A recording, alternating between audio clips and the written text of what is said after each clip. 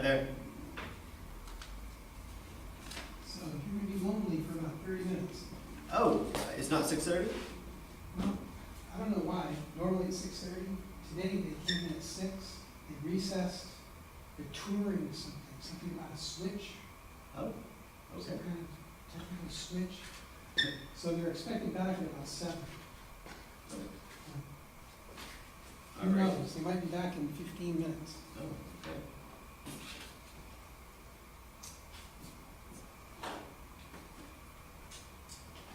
Just so you know, this is on YouTube Live, so if you walk over there, they're gonna be like, Okay. All right.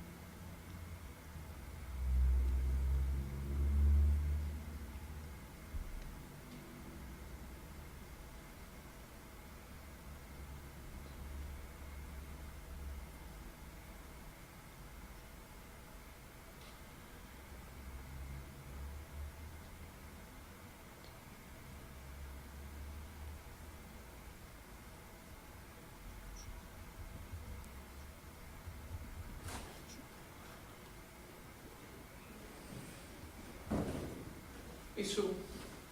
Hey there.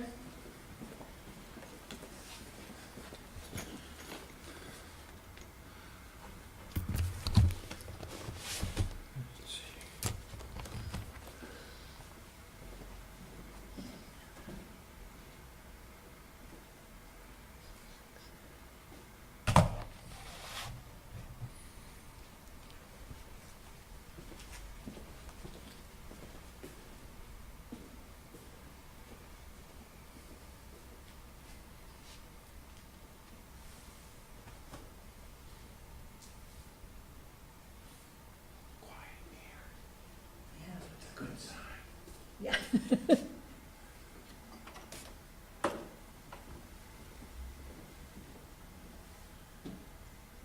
Looks like everything is on.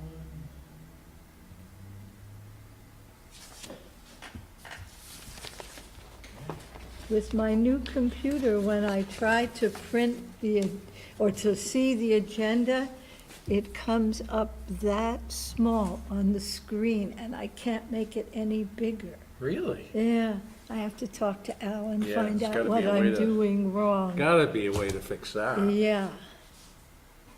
Uh-huh. Speaking of Al, I got a text him.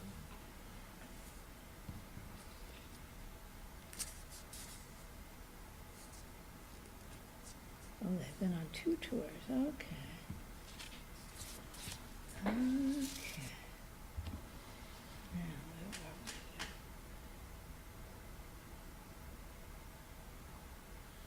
One, two, three, 4, 5, 6,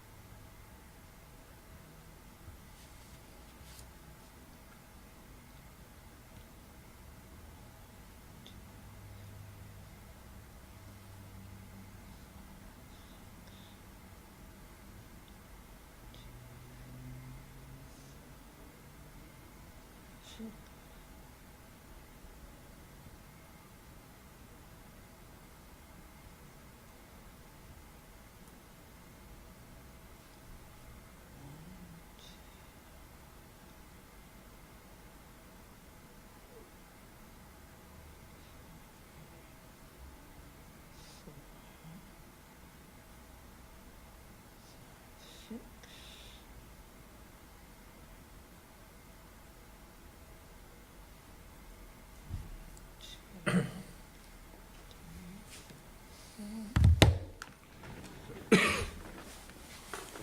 Oh, goodness.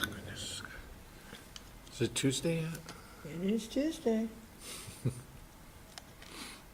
No, it's Monday. It's not Tuesday yet? Not Tuesday. Seems like it should be. Yeah. Yeah, life has gotten very complicated. Went over to check out our space at the mall. Oh, yeah, how'd that which- work? It's gonna be good. Good. It needs a lot of work.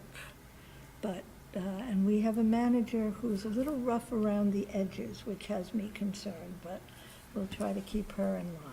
Yeah. But we have been, my life got, what shall we say, kicked into a different gear.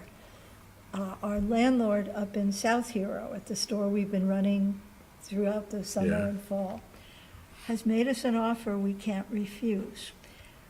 Normally, once we close the store, we pay him $75 a month to store our display pieces and stuff, Yeah. which is fine.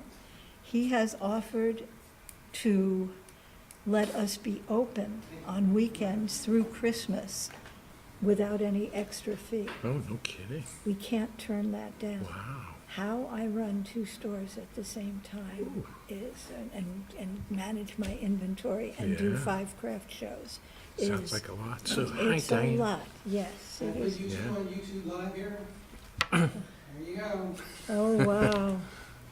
Shall I think they're on their perform? way, Charlie. I think people are bored looking at the South Burlington sign. Well, they had a short enough meeting on Tuesday, last DRB meeting, 8 They minutes. did, yeah. 8 minutes. That was incredible. Yeah, I thought they were We should've kidding. put them over at But I that one. did, yeah. I'm working 5 hours over there, and it's 8 minutes here. I did that meeting last night from the TV, and I thought they were kidding when they said 8 minutes. It was 8 minutes on the dot. Holy mackerel. right.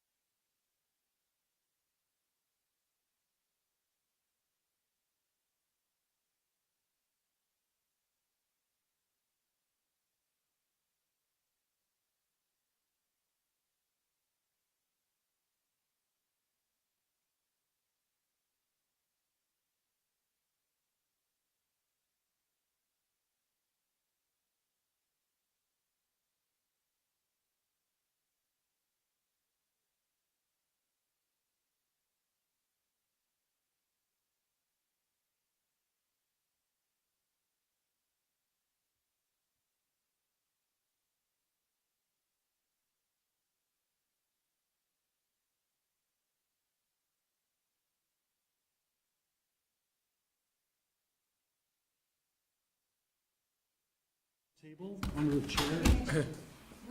Acrobatic. Probably a bad idea.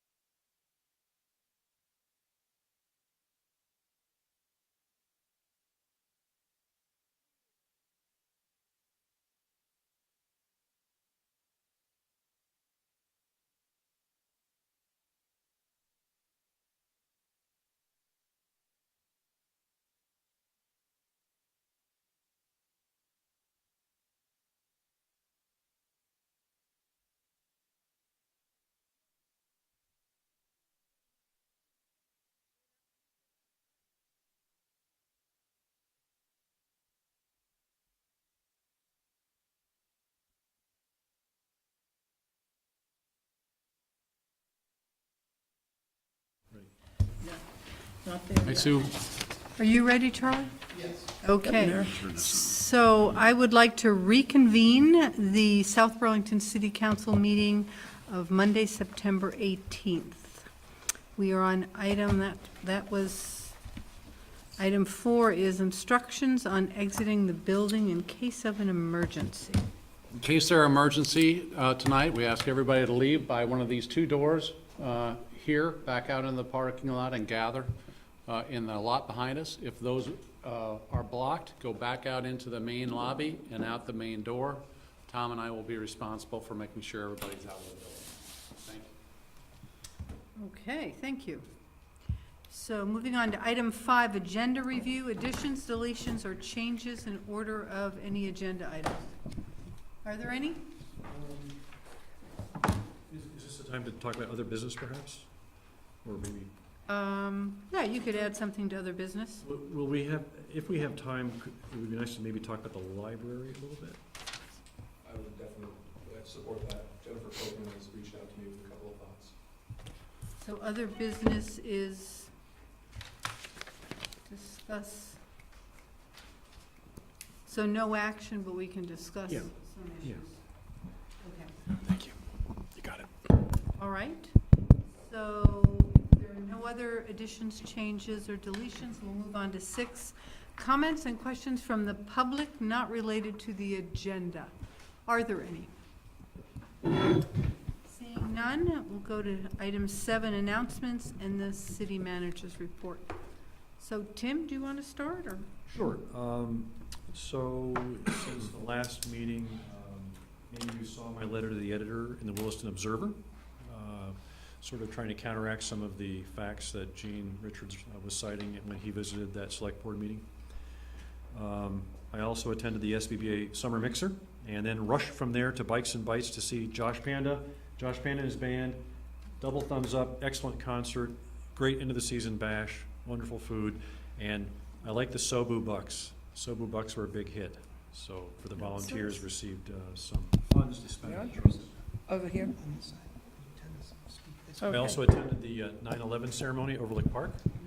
And as an extension of the community rounds that I did at the UVMMC, I was invited to be an MMI, multi-mini interviewer for the Larner Medical College. So I received training on that 2 weeks ago, and then Saturday I was able to interview 17 medical college applicants as part of a team of like 25 people. So that was my first time. That was really interesting, and what an opportunity. That's when they are given a problem and they have to work it as a team? Yeah, there's a prompt they have to read in 2 minutes and then come in and talk about it for 6 minutes. Yeah, and there are some really smart applicants out there, let me tell you. But it's med school, so, and the fact that they got an interview, they only take 660 interviews, I have about 6,000 applications. And from that, they generate 127 positions at the college. So they're looking for teamwork and that kind of thing? They're leadership. looking, well, the interview is just one aspect of the application, but by distributing it among 9 separate interviewers, you can take out biases and bad days and things like that, so you have a better understanding of the candidate through this interview process. And they have the correlations and the data to prove that. So. Okay. I was at the SBBA meeting with a 4-year-old.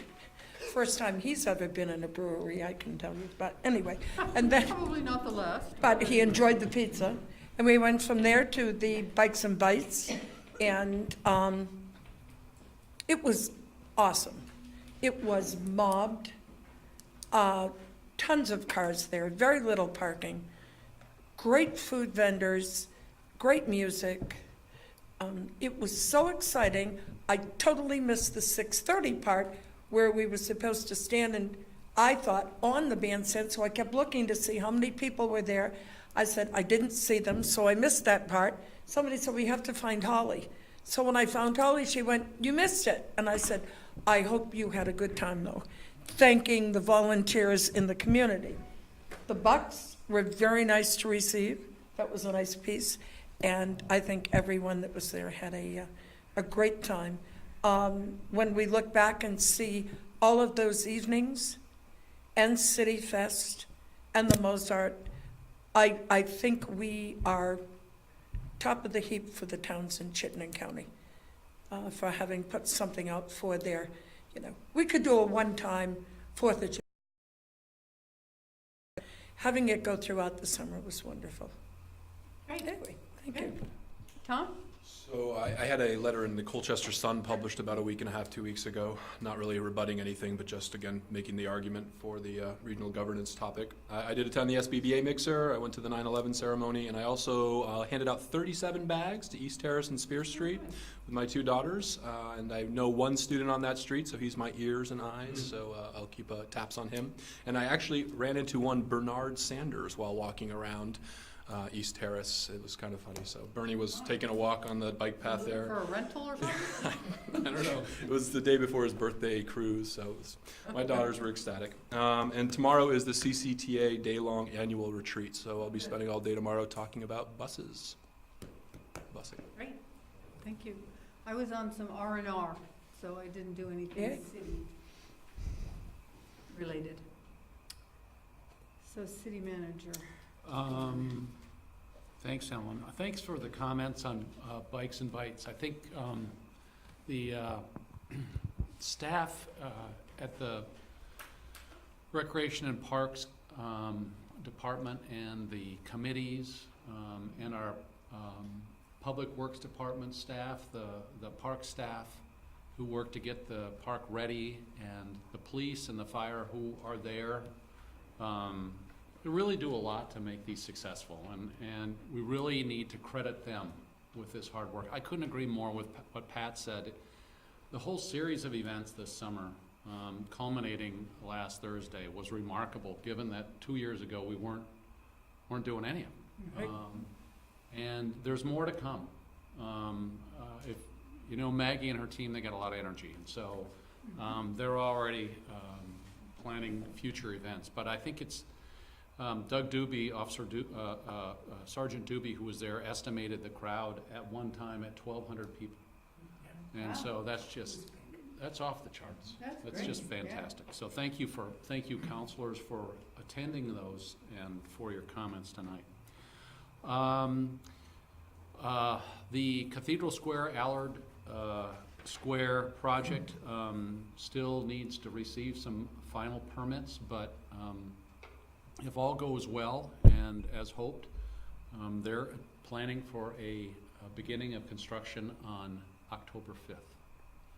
Again, with a caveat that there's still a couple permitting things to get done. So October 5th, they would start. We're anticipating the beginning of construction for City Center Park on Monday. This coming Monday, construction will begin. The Building Homes Together organization that formed last year among many stakeholders and housing providers across the spectrum of housing will be holding a press conference on the 27th at 10 a.m. and it will be on Market Street. And many communities, many speakers will be there to talk about our shared goal of increasing housing stock in the region. And so council members are invited to come, and it'll probably be similar to the event held last year, also in South Burlington. The managers are meeting on Thursday to talk about a mental health issue related to having embedded counselors on our first responder teams. The belief in the best practice shows that having counselors to respond on some calls as opposed to just police officers is good practice. We have a proposal from Howard on this. The managers will be gathering on Thursday to go through that. I think we will make some changes probably, but we really want to do, as the kids say it now, a shout out to Howard.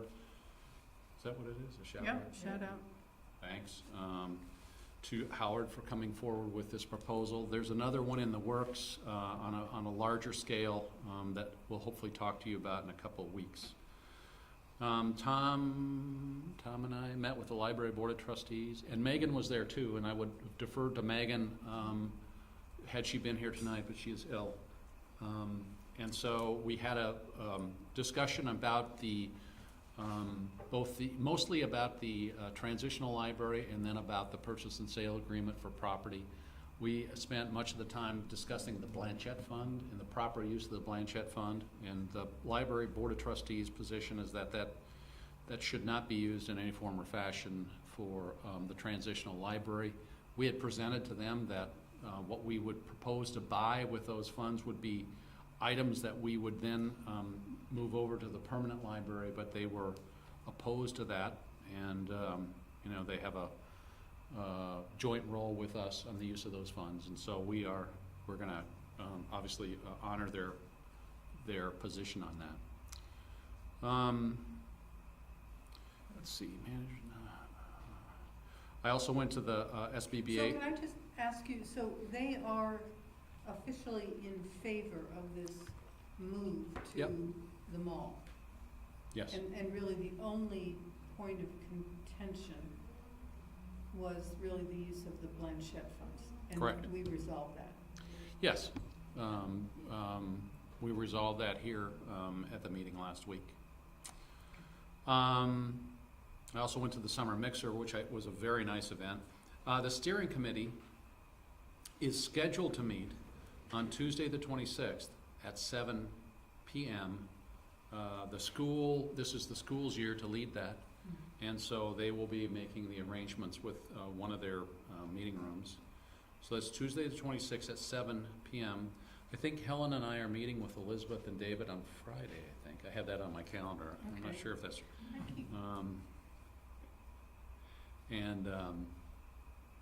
And I also went to the 9/11 ceremony, which was very nice. Credit goes to Doug Brent and his team in both fire and police for being there. It was quite a nice ceremony. They had the ladder truck up with an American flag on it. It was quite a nice ceremony.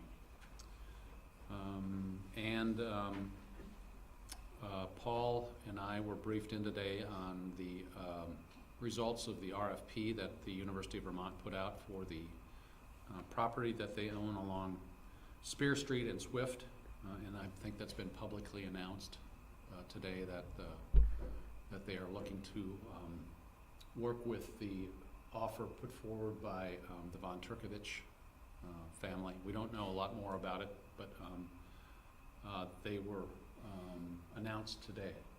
And so, the property that the University of Vermont owns on Swift Street and Spear Street, and so they let us know their announcement. So we will be following that as they are in negotiations. That's all I've got. Okay, thank you. The consent agenda. So I would entertain a motion to approve the consent agenda that includes signed disbursement, the approved minutes for September 5th, and the approved municipal policies and residential anti-displacement and relocation plan pursuant to the Vermont Community Development Program grant award conditions.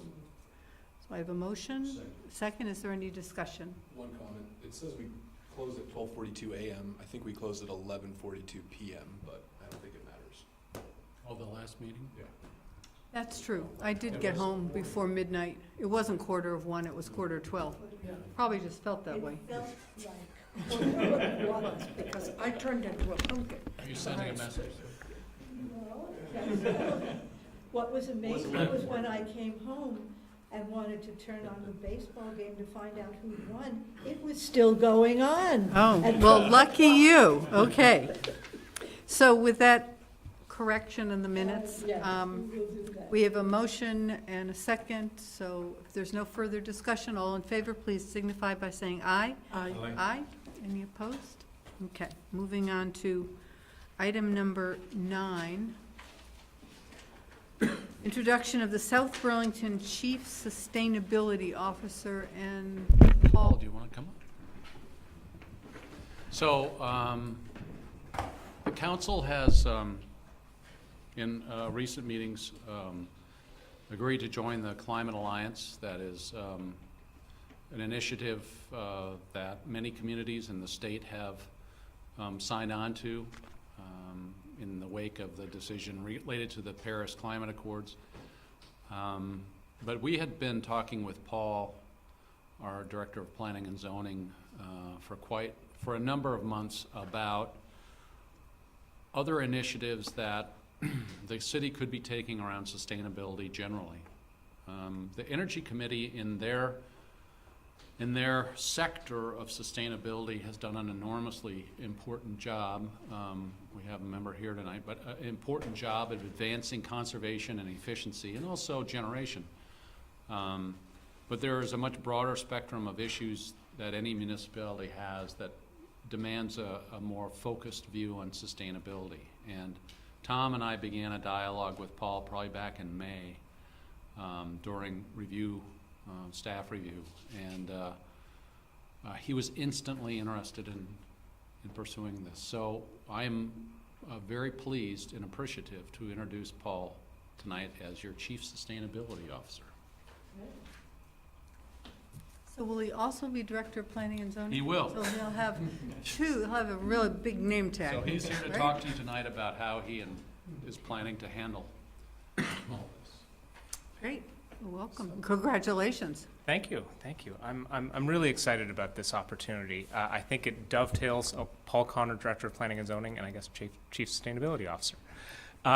This is a opportunity for the community, for us to, I think, put a really robust framework around both the work that the city is already doing and the work that it aspires to do in a very holistic manner.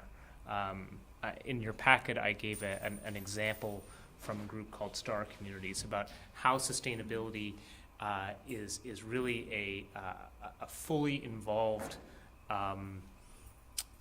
set of parameters for a community to be looking at and to be testing itself against for future generations. And so I think it's both an opportunity to put a label or an umbrella around the amazing work that we're already doing in areas of water quality, energy efficiency and renewable energy generation, affordability that the Affordable Housing Committee has been working on, the excellent works of the police department and what they've been doing, and the mental health work that's been so prevalent this summer.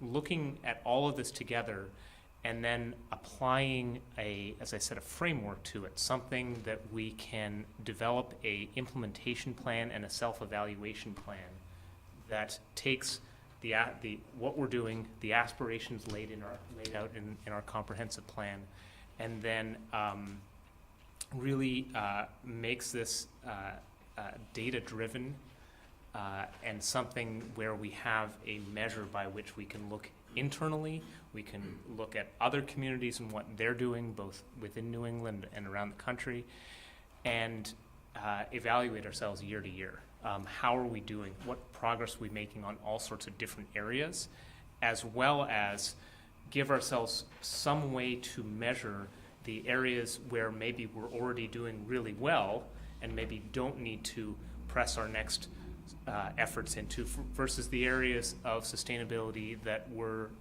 not doing as well, and really some tools for you all and all of our great committees to evaluate and to see where we need to be putting our eggs in future years. So I think it's a tremendous opportunity. I'm really excited. I think it dovetails with the amazing work that this community has been doing the last few years. And we're going to get rocking and rolling. We've started communicating with various different partners, the Regional Planning Commission. I've received some contacts with University of Vermont from various different offices there that I'm going to be reaching out to, as well as some of our partners such as ICMA and others. So, yeah, this is going to be great. I'm really excited about it. Tom? Really glad to see this. I couldn't think of somebody better to be the touch point to route all of the efforts and to coordinate them and aggregate them and connect the right people.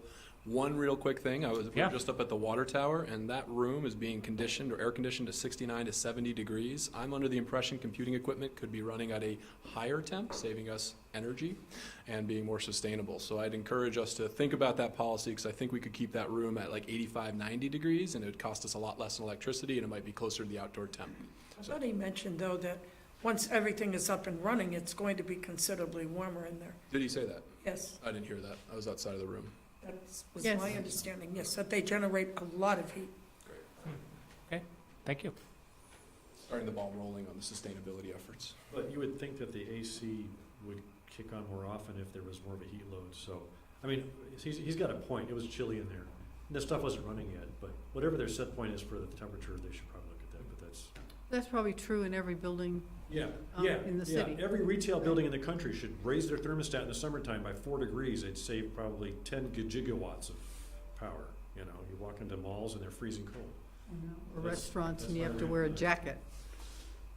Right. I just, in your essential functions document, you just Yeah. have a small typo if you didn't Oh. know that. Rats. Number 2, it just says manages he cities. I think you meant the. Ah, okay. No big deal, just. Correction will be made. Are you gonna be able to, may I ask a question of the? Yes, you certainly may. So, do you see any role for the Energy Committee to help you in any way here? Absolutely. I think that the Energy Committee, with the work that they've been doing over the last few years in the Georgetown Energy Prize, as well as their efforts in transportation and other groups, they'll be a pretty key group in this. I think that there's also work in from the various different committees. So affordability and affordable housing for our residents is a part of sustainability. If young families can't afford to live here, we're not a sustainable community. Bike ped, natural resources. I think this is really going to touch all departments and all committees. I do think that the Energy Committee is probably going to be one of the very first ones in that, because it's so clearly tied to this. Paul, can you tie in a little bit of the discussions we've had about the whole ability to serve issue and how that ties into this?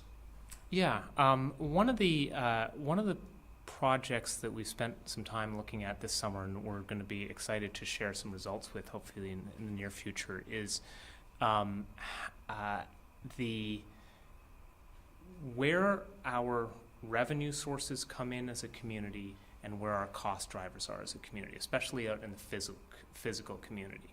I had the pleasure of sitting through a presentation by a gentleman by the name of Joe Minicosi, who was really talking about land values per acre, where communities around the country are able to, where they're generating their resources and where they're expending their resources physically, thinking about a community as a total number of acres and where those cost drivers are. And so we're doing an evaluation of this across the city, and at the same time, we're looking at how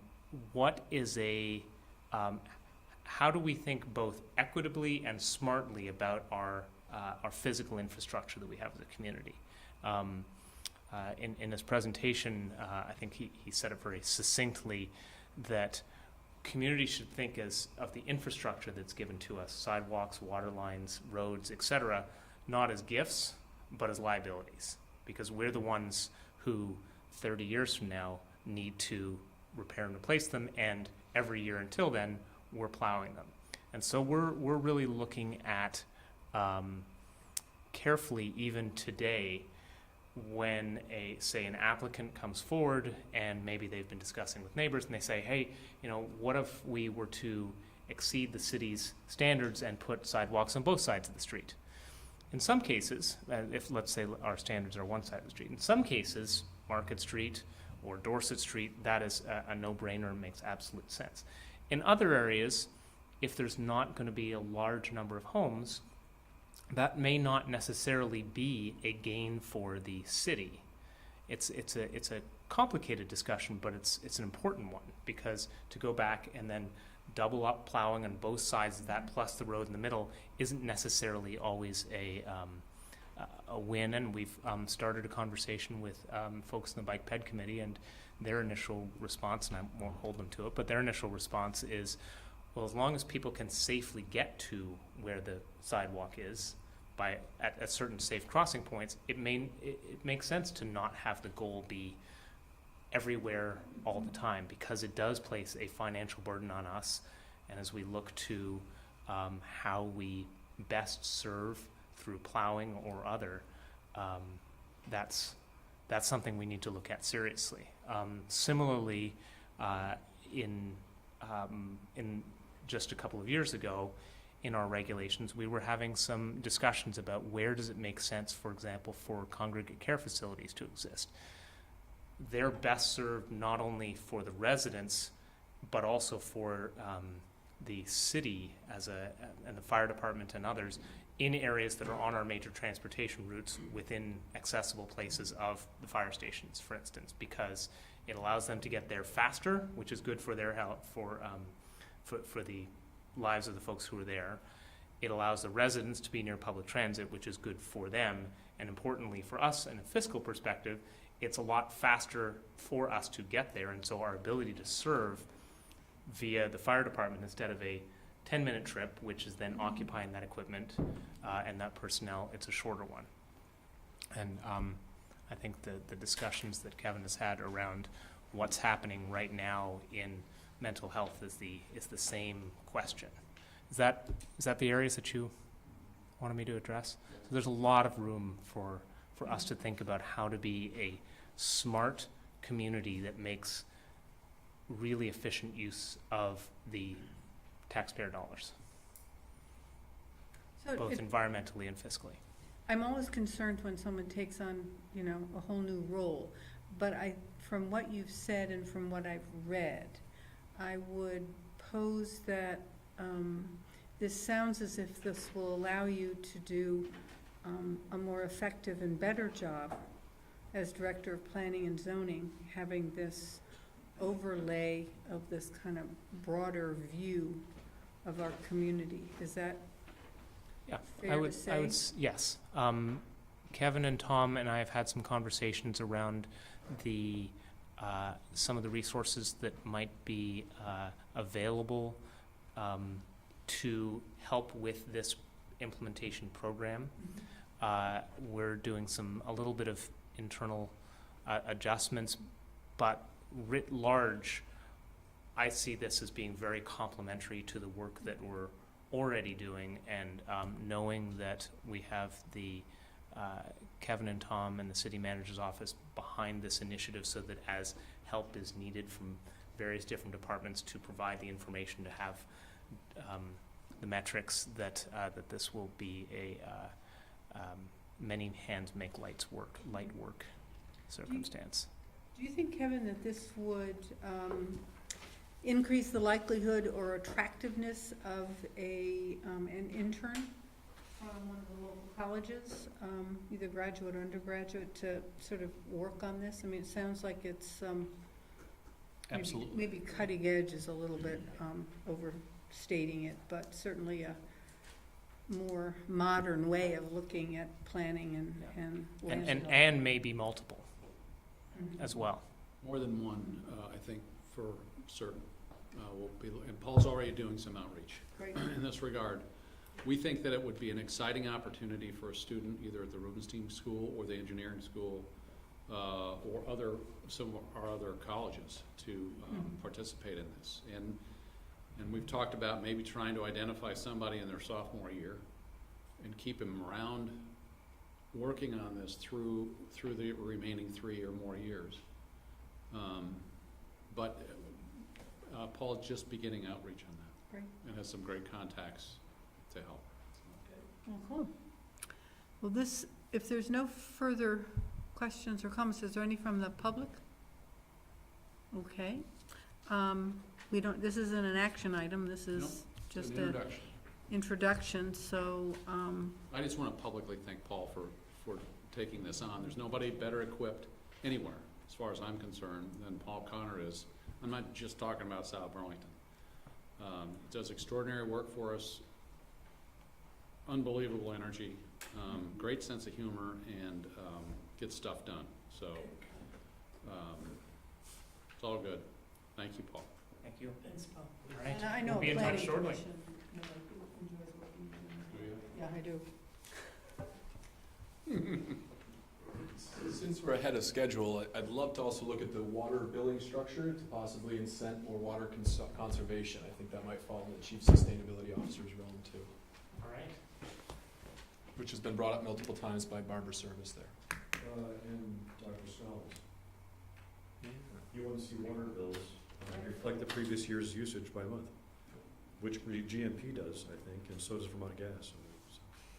And I have some intern names that I can, some students. Okay. And they just bought a new billing system, so I thought they were supposed to do that. It's not living up to its Oh, expectation right now. oh, that's too bad. Oh, that's sort of par for the course, yes. Mhm.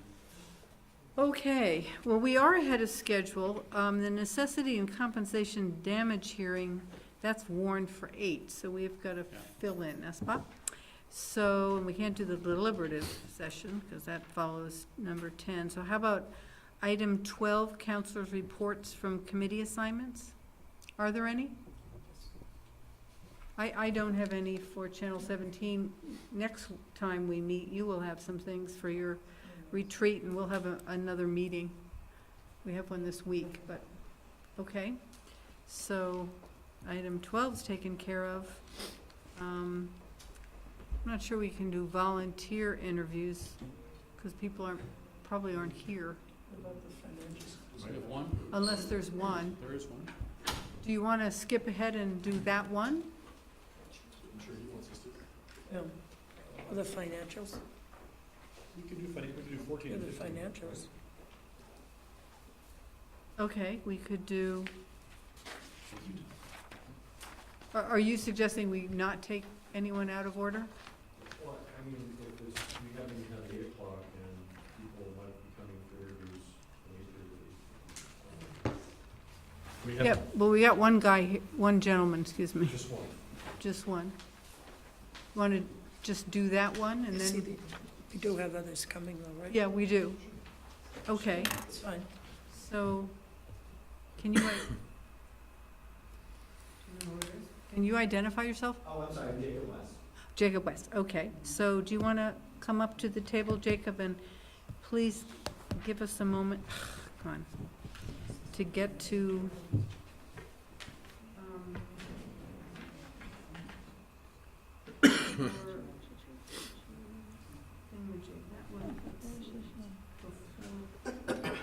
The blue on the sheet, the blue ones are for tonight.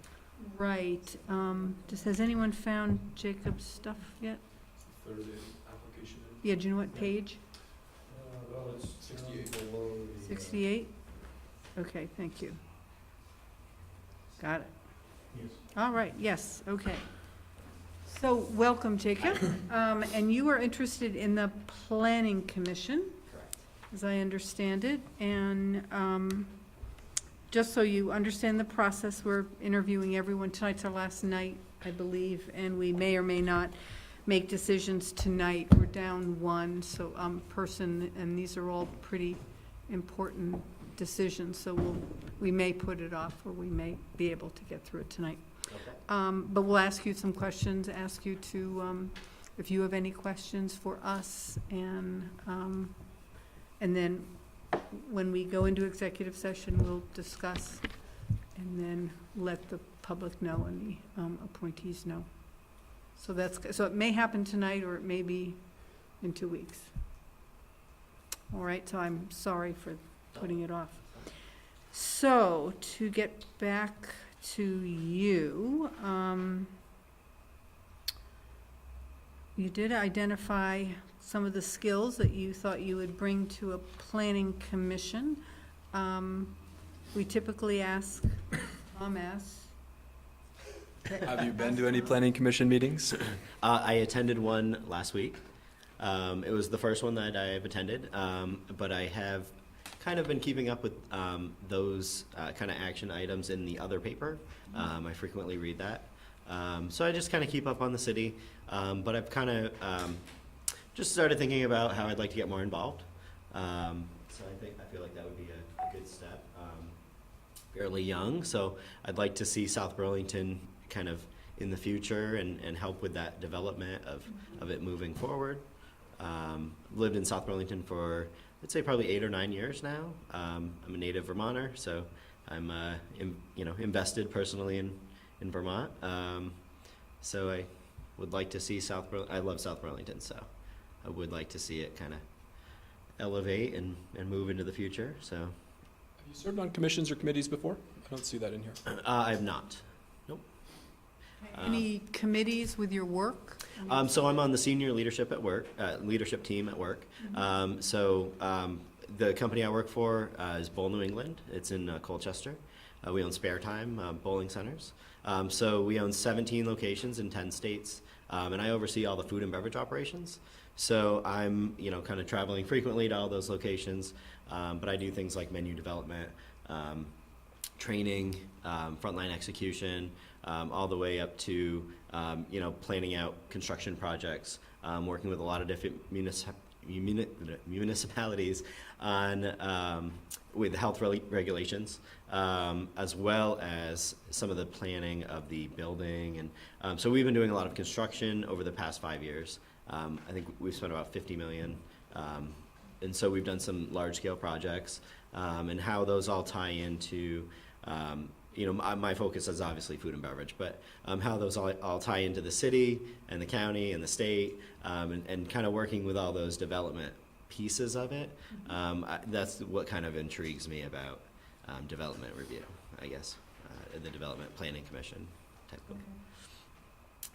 So. Other questions? Sure. Where did you live besides, you live in Oak Creek right now? Yes. Where did you live before that? Suburban Square. Over by the That's, airport. near the airport, Um, South Oh, right, Passage. right.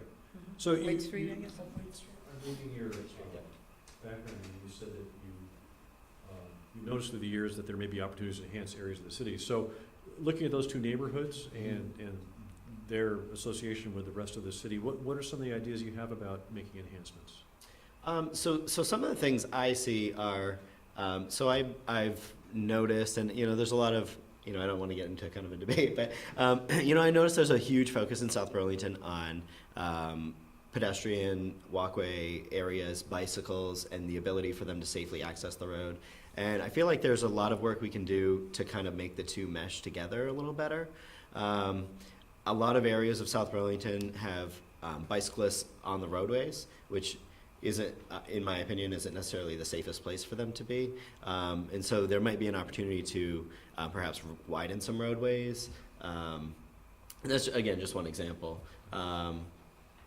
Just kind of something I've observed personally, because I do think that people in Vermont are outdoorsy. They want a bicycle, which I think makes a lot of sense, and I'd love to see them be able to do it safely. Any other questions? I'm curious, we have a number of people looking at planning commission with only 2 slots. Have you looked at any of the other committees as being sort of a different introductory contribution or engagement with the community? I mean, I would say that I like anything in that realm of development review type of, like, something that is about development or future planning, Okay. things that are looking towards the future. City Charter Committee, we haven't had any applicants, have we? No, not that I'm aware of. David, Pardon me? not it, David Crawford, I think, Oh, that's right, yeah, he had wasn't his first. 4 committees he was willing to serve on, yeah. Supposed to. But I think there's a couple Yeah. openings, yeah. There's 2. That's the only one that comes to mind. So if the Planning Commission, since there's so much interest, are you interested in other committees, like the City Charter Committee? Well, honestly, I don't know much about the City Charter Committee, so I wouldn't really want to say yes without knowing much about it. But I would like to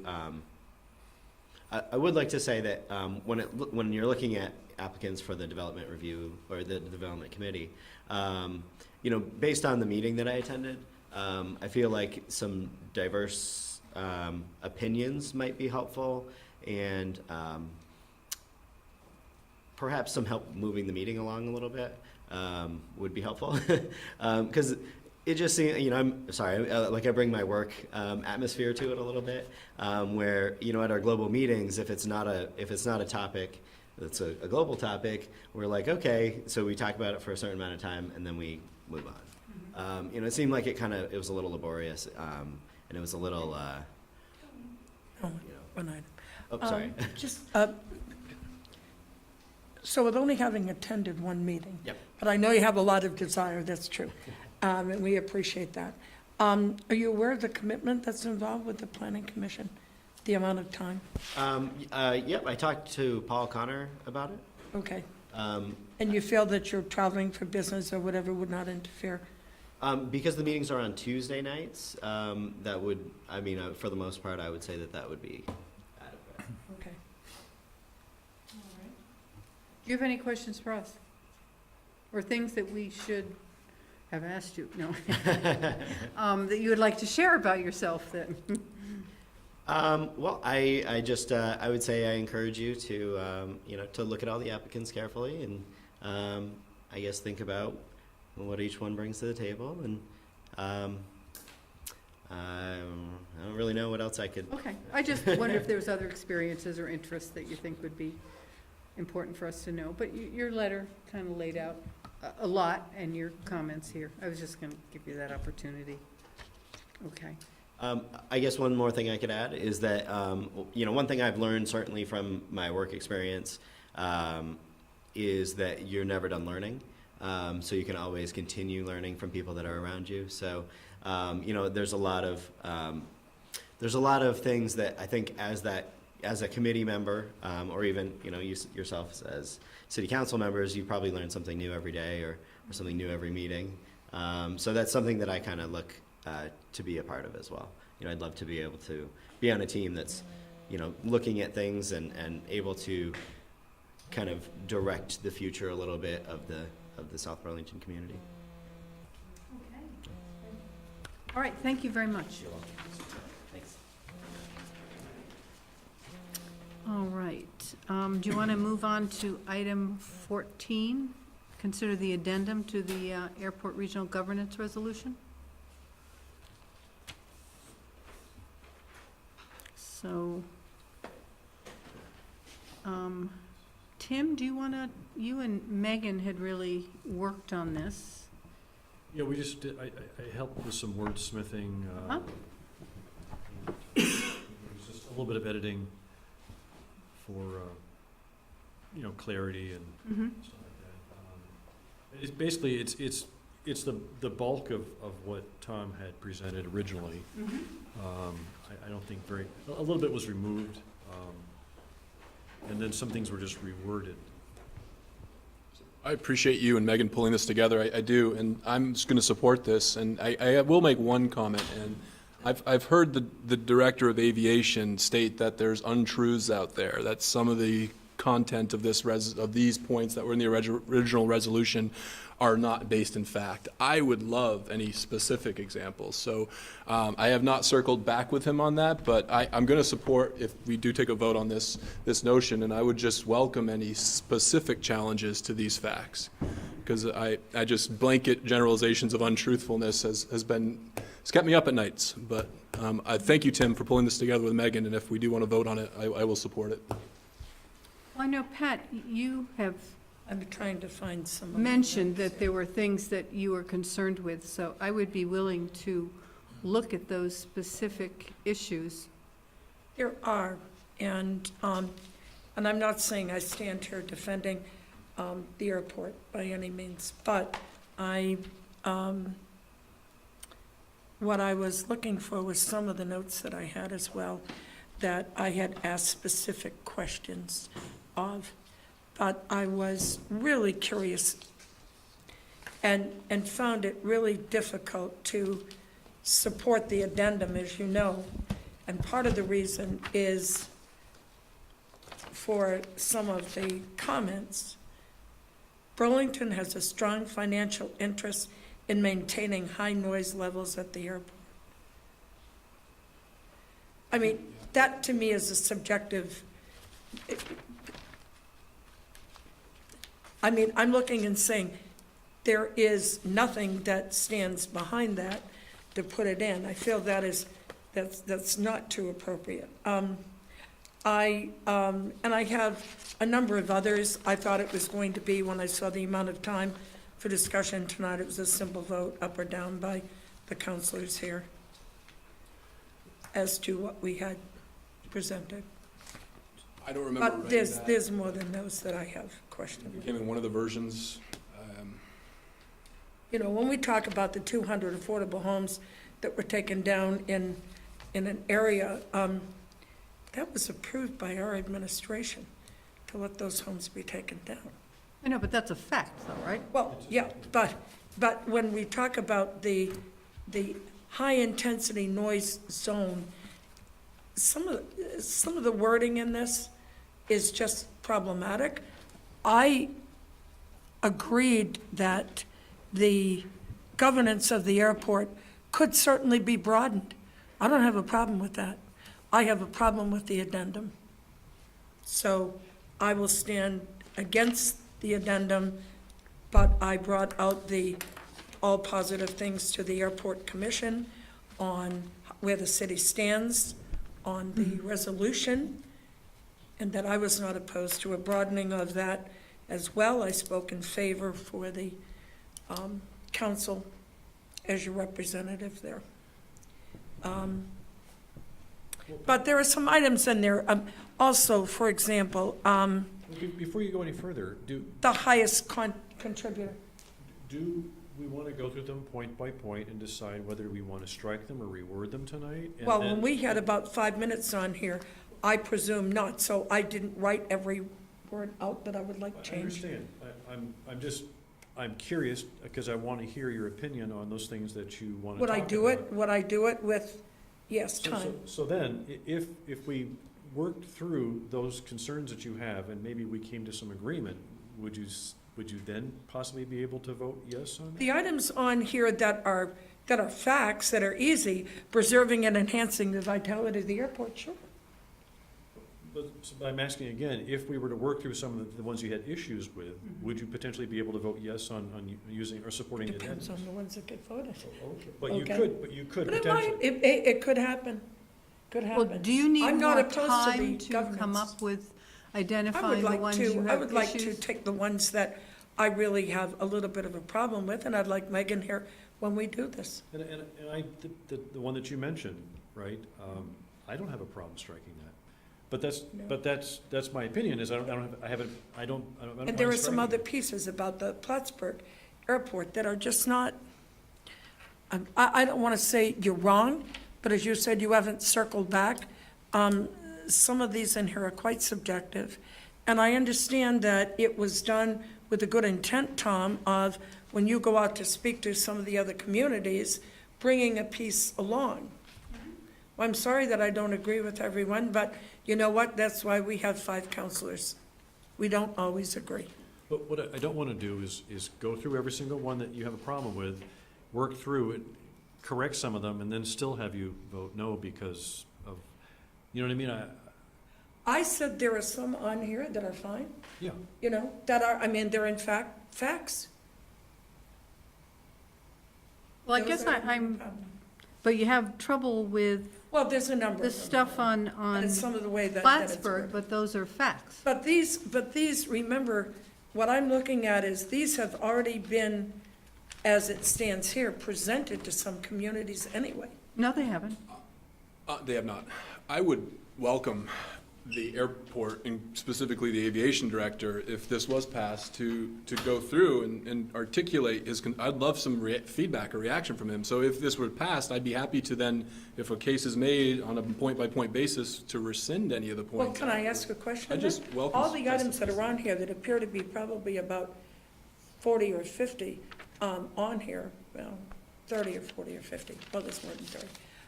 None of those have been presented to other communities? This document, Comments? No, not the document. Pieces on here have been. the original version was shared but not presented as an approved document from this council. Yeah. Okay. Chad, go But through the certainly in the exercise. conversations, when you talked with the communities, Oh, sure. some of these items undoubtedly were used as All the more reason why reasoning. I don't have a Want to problem know- going through this as an exercise to get the things done. And if there are items on there that are, I'm not drawing the line in the sand. What I'm saying is, if there are items on there that I feel are reasonable, I would support it. I'd also support inviting the aviation director in just to talk to us about the resolutions we passed, including these points. I don't know if he's visited us usually once a year or so, so it'd be nice to hear from him. Have we had other communities accept our resolution to date? No? Winooski. With all of these. And Winooski, at least their city manager mentioned to me that she was looking at, they took the revised one? Yes. Yes, okay. Colchester, any news there? I haven't followed up with them. Best advice I've gotten from smart people like Ed Kolodny and Rocky Lee DeWitt. who's Well, in the- someone had said no to me, and that's why I was asking. So, And Shelburne was a little bit distracted by some other things that were going I on. would say they do have a lot of things going on. Well, and Williston is scheduled to take a vote next Monday. Isn't that right? Next Monday? Oh, tomorrow. Lewiston, anything? They potentially have it, they have it announced as an item for tomorrow night at 8:05 PM. I'd be glad to go down through and come up with the items that are on here that, but I have a problem with. But when I saw a very limited time on there tonight, I thought that was probably not. Well, it's been on the agenda. And I think having for all of us here would be a 4 weeks, so we before we have vote on it. floated it around for a while. Could we ask if you would send us a written response on the ones you had an issue with? I'll present it, I'll present it ahead of time before the next meeting. Ahead of time, like through email? Or- Well, yeah, about as soon as we don't get these too early either, when they're. Well, you have this, you've had it for a couple weeks, because I know, Helen, but I've had some medical No, issues, and I I've been know in that. Boston dealing with those. I appreciate that, but you I will get have this to you as soon seen as it I and can, haven't made And if any it- changes. and I am heading back down, so if I am able to get it done to you, I will get it as soon as I can. Thank you.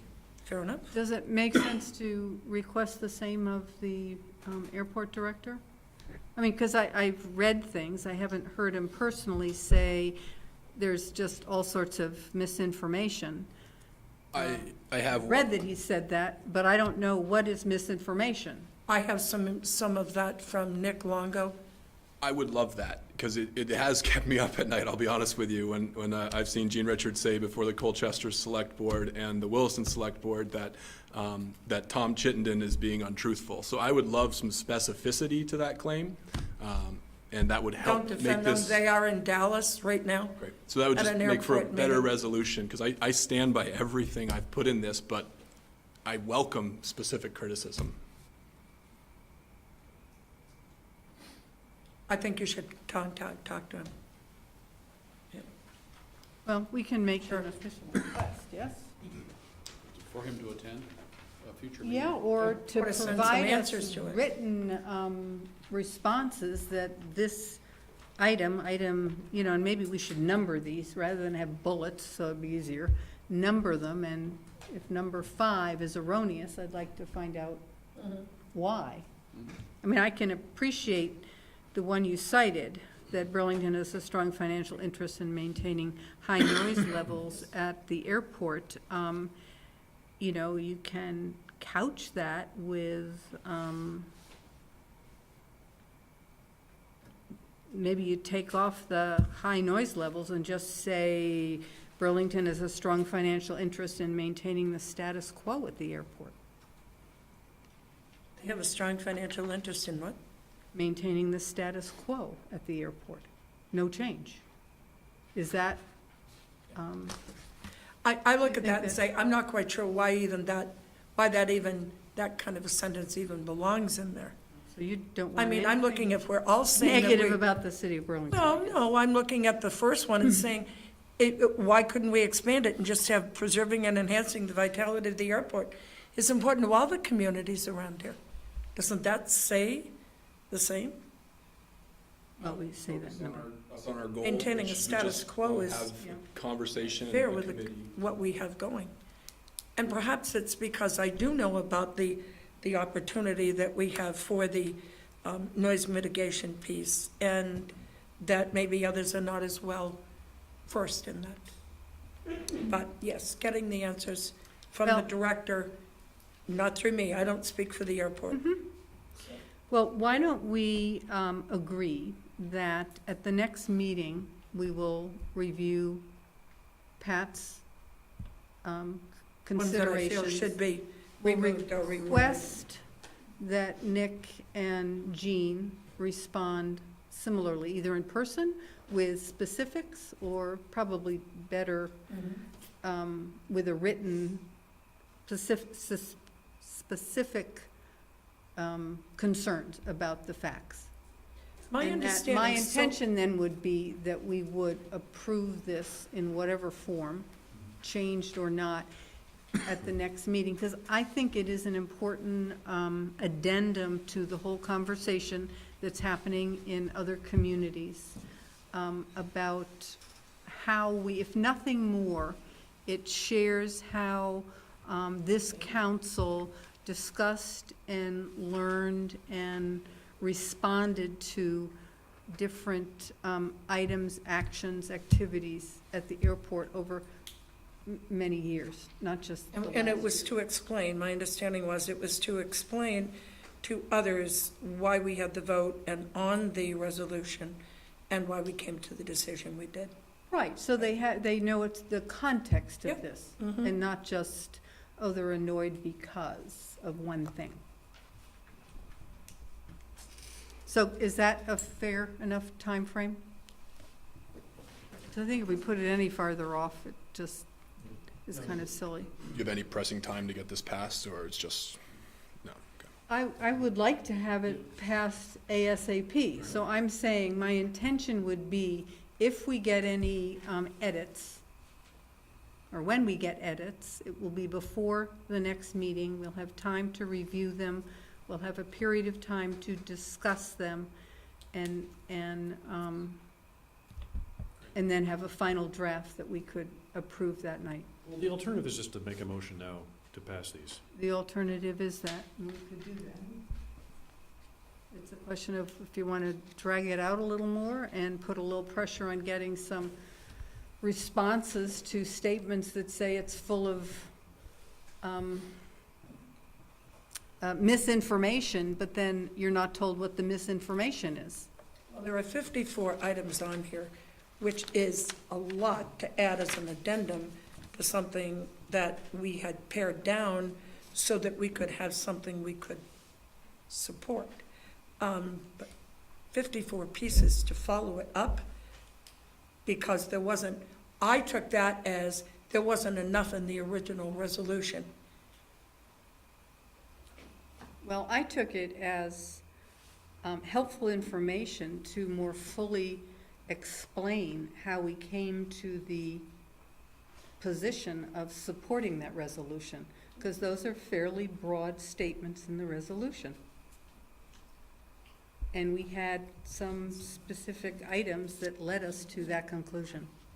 Madam Chair, I'm going to Yeah. move that we strike the item at the top of page 3, and that we adopt this addendum for the purposes of backing up a resolution that we passed 3 meetings ago.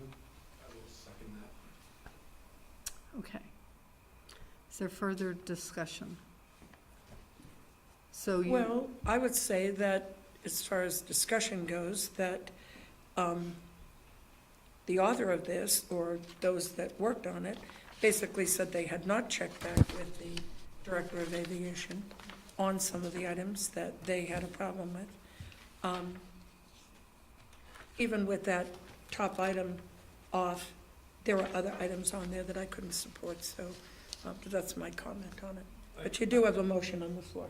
I would assume that by now, if representative of the airport hadn't directly, reacted to this, if they've had possession of it, have they had? This? Yes. No. The document with a lot of this? Yeah. Yes. With a lot of this, okay.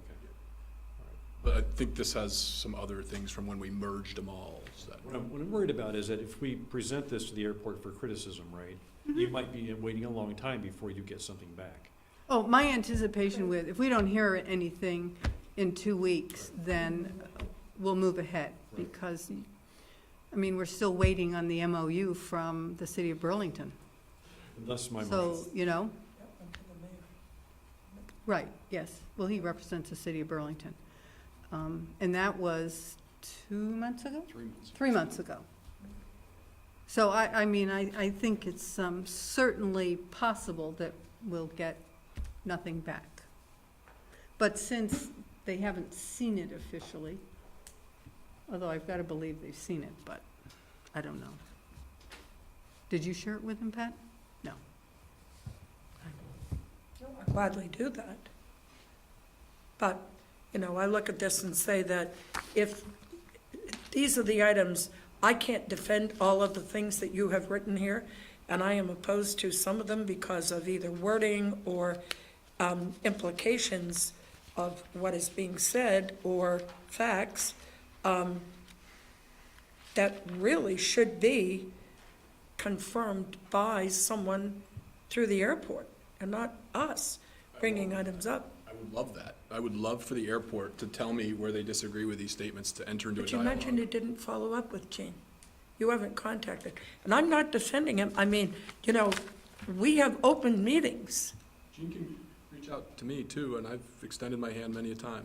He hasn't seen that.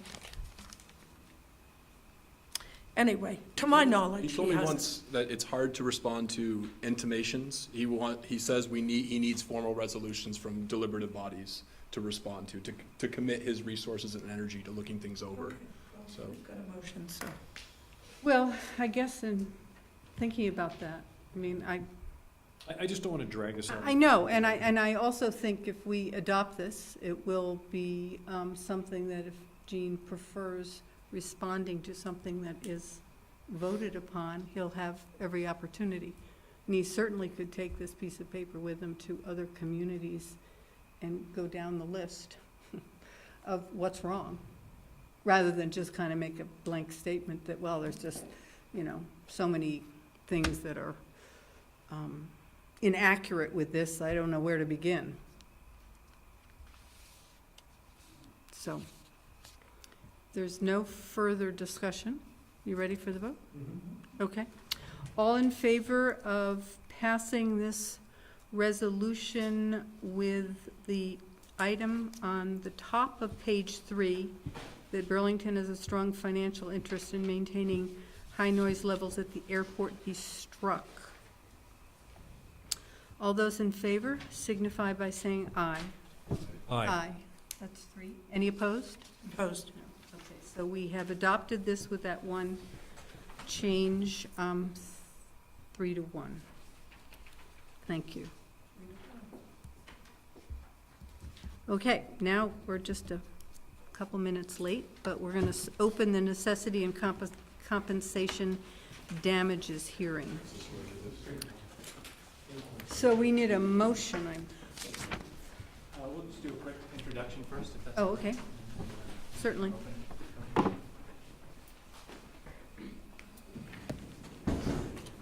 So good evening, City Attorney Andrew Bolduc. And Alana Blanchard, Project Director. so back in early August, this council passed a resolution to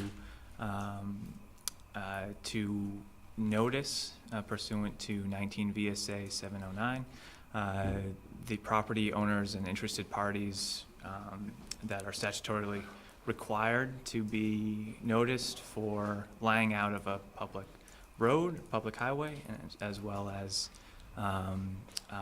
state a date and time of when the hearing would be, and also the what's it called, the survey of the premises.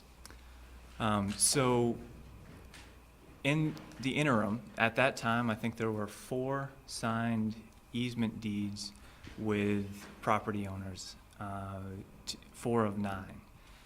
Since that went out in early August, we now have all 9 signed.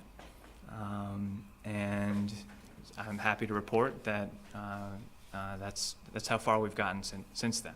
Both myself, Dave Rue, and Alana Blanchard have been working diligently to negotiate terms and to come up with easement deeds. We have those all now. So what we recommend at this state, there are still a few outstanding partial releases that need to be obtained to complete the right-of-way project.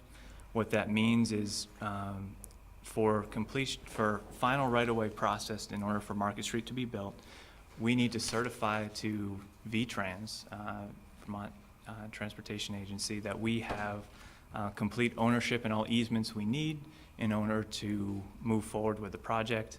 And in order to get there, we still have four outstanding partial releases. And those partial releases are just from the lender, the mortgage, those who hold mortgages over the properties. And those are fairly boilerplate, fairly straightforward. Typically, you're working, however, with large banks, and it takes a little while to process. You're not just calling up, your local lender and it's an easy, here we go.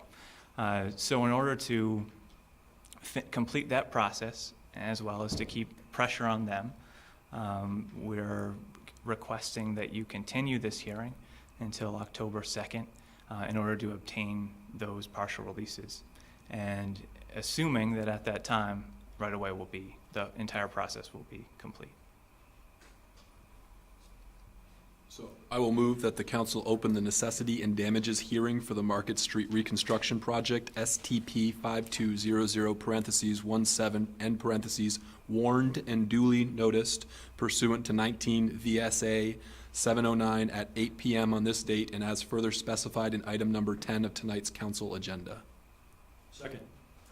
Any discussion? All in favor? Signify Aye. by aye. Okay, we are now in a hearing.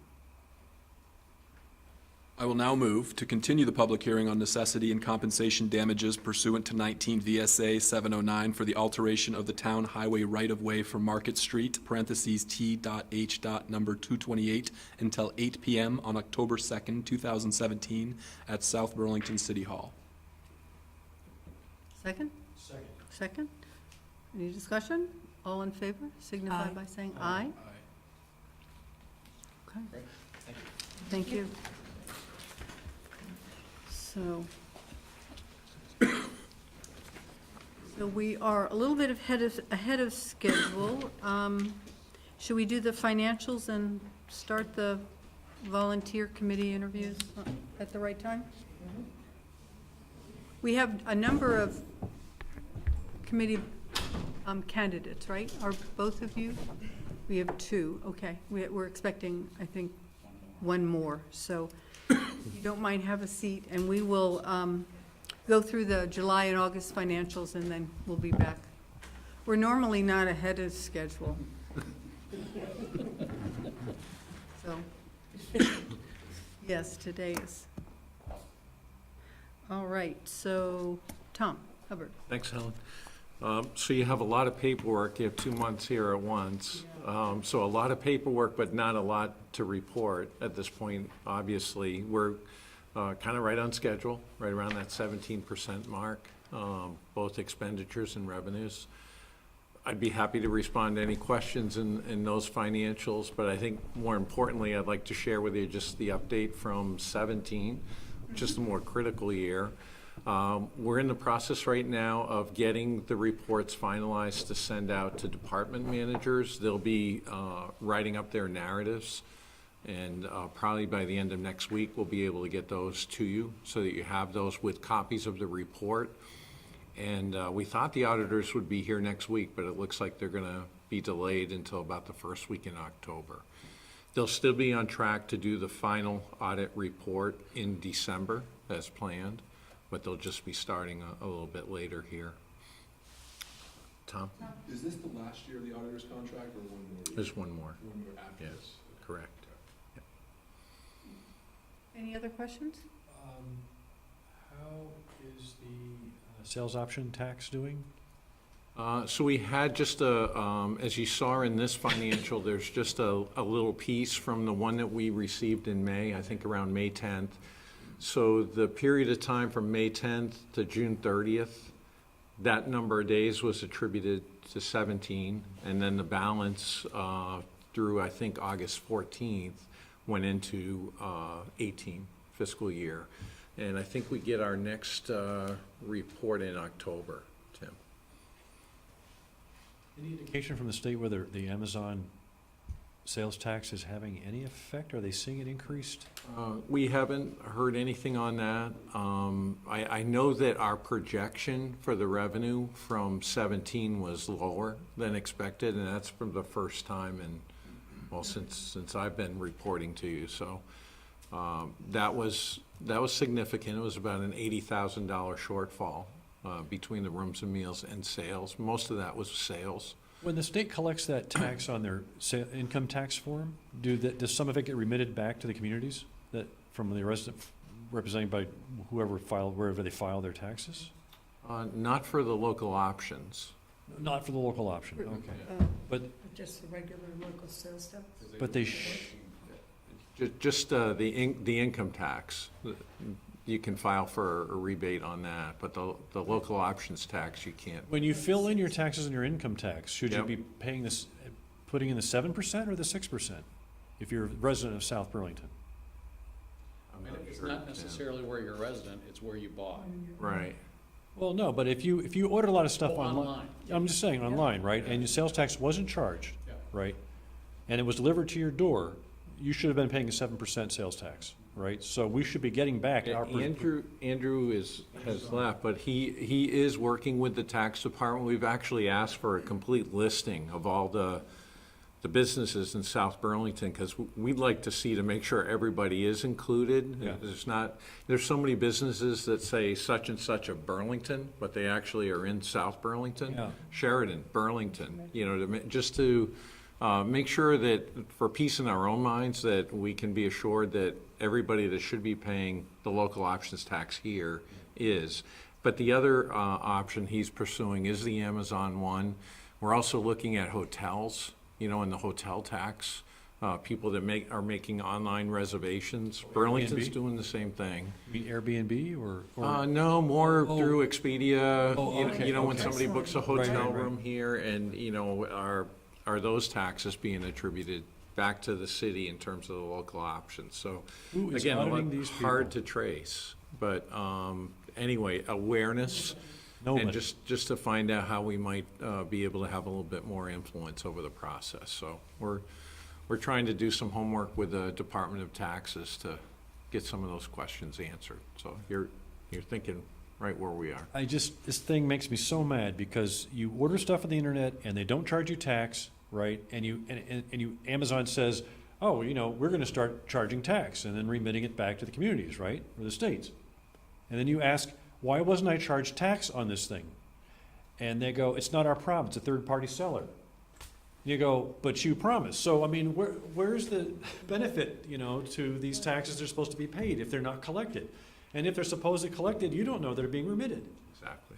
And I've asked the state this before, I have very little faith that we're getting anywhere near what the true value tax is that we're supposed to be owed based upon the transactions that are occurring on the internet and locally. More so locally. Locally, I think is probably pretty good, but internet-wise, I mean, there's a siphon going on of income for communities all across the state and in other states in the nation. Yeah. I'll get down Huge. off that soapbox now, Huge disconnect. but Yep. it just burns Agreed, me we're up. with you. We're trying to see what we can do to have a little bit more of an impact with the To follow state. up with your question, so when you're ordering online and you are charged a tax, does that tax get back to South Burlington? I think, if I'm not mistaken, if you put your amount into Amazon right now and it says Vermont, it automatically comes up, I think, at 6%. If the shipping address is South Burlington, I'm pretty sure it comes up as 7%. Does it come up? Okay. If they calculate the tax. Yeah, And that's their job, and guess what? Computers make it pretty easy to do that, so we may have to It's not that purchase hard. something, Kevin, and just, Check we'll have it to out. double check. I want I'd everybody be to order interested to something know. tonight and tell me whether they charged you tax or not. And if they didn't, make sure you put it on your income tax in January, February, March. Right, and did you get that letter? I did get that letter. Yeah, Did you get that letter? we did, I think everybody's gonna get that letter at some point. right. So, And the tax commissioner kind of said, well, this would be really hard for you to determine. But this is a good prod for people to remind them that they do have that responsibility when they're not being charged, when they're not paying like you're supposed to be paying. Right, it's just an enormous amount of Yeah. work on the individual to go back through all your credit card things and decide, oh, did they charge me this 7%? I know. Or not, and which ones, and, Well, so I would welcome from and feedback is it from taxed? anybody I mean, watching if it's this, right? clothing, it's not taxed. I think it's, the onus is on the consumer at this point, right, to make sure that the tax collection is happening. We can't find out whether the state actually gets it, but what the consumer can do is report back to the state that the tax was not calculated, was not placed on the order for Amazon, and you can feed that back to Amazon by looking for the feedback link. So I would urge everybody to just bombard Amazon with, why didn't you collect the tax? Thank you. And just to be clear, the collections part of it is all resides with the state, Right. and the state provides the income back, the revenue back to the communities. We never see the calculation of that. Does the state have a chance to audit Amazon? Not sure. Who audits them? But Andrew will continue to explore this. This is good conversation, and we'll report back to him in terms of what we find. And you are trying to get the breakdown for our community We are. from the state. Yeah, that's a separate part of it. Right. And then the I mean, internet is a. That in and of itself our- would be important, just to get a sense of, I mean, if the business, as you say, has Yeah. their corporate head or what office is in Burlington, are they getting that tax, or are we? And the Airbnbs, as you pointed out, is another area Yeah. too, being explored, so. Okay. Yep. Well, you're so tall when you get on a soapbox. Are there any other questions on financials? Okay. Well, even though we're ahead of schedule, we're going to start with the volunteer committee interviews. So, let's see, let me find that. Like 68 or something. Come on.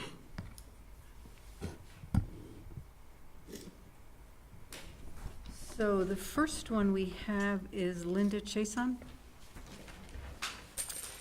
And welcome, Linda. Thank you very much for your interest. And as I understand it, you are interested in joining the Recreation Parks Committee. That's correct. How do you pronounce your last name? Jason. Chason? Yeah. Do you have any relatives in Burlington? No, Oh, no, my son lives in Massachusetts. They alrighty. spell their name differently. They spell AI. Oh, AI. Ours is Oh, and yours is IA. Okay. But I did pronounce it right, though. Okay. All right, so you've been a community-based volunteer for Food Shelf and Cots, lifelong gardener, yay, coordinated community gardens for 20-plus years. So you've done a lot already, actually, in this community with the gardens, correct? Yes, I have. Burlington in the 90s. Then I moved to Essex, and I got very involved in the first organic garden site at Meadow Terrace in collaboration with the Tech Center, Essex Tech.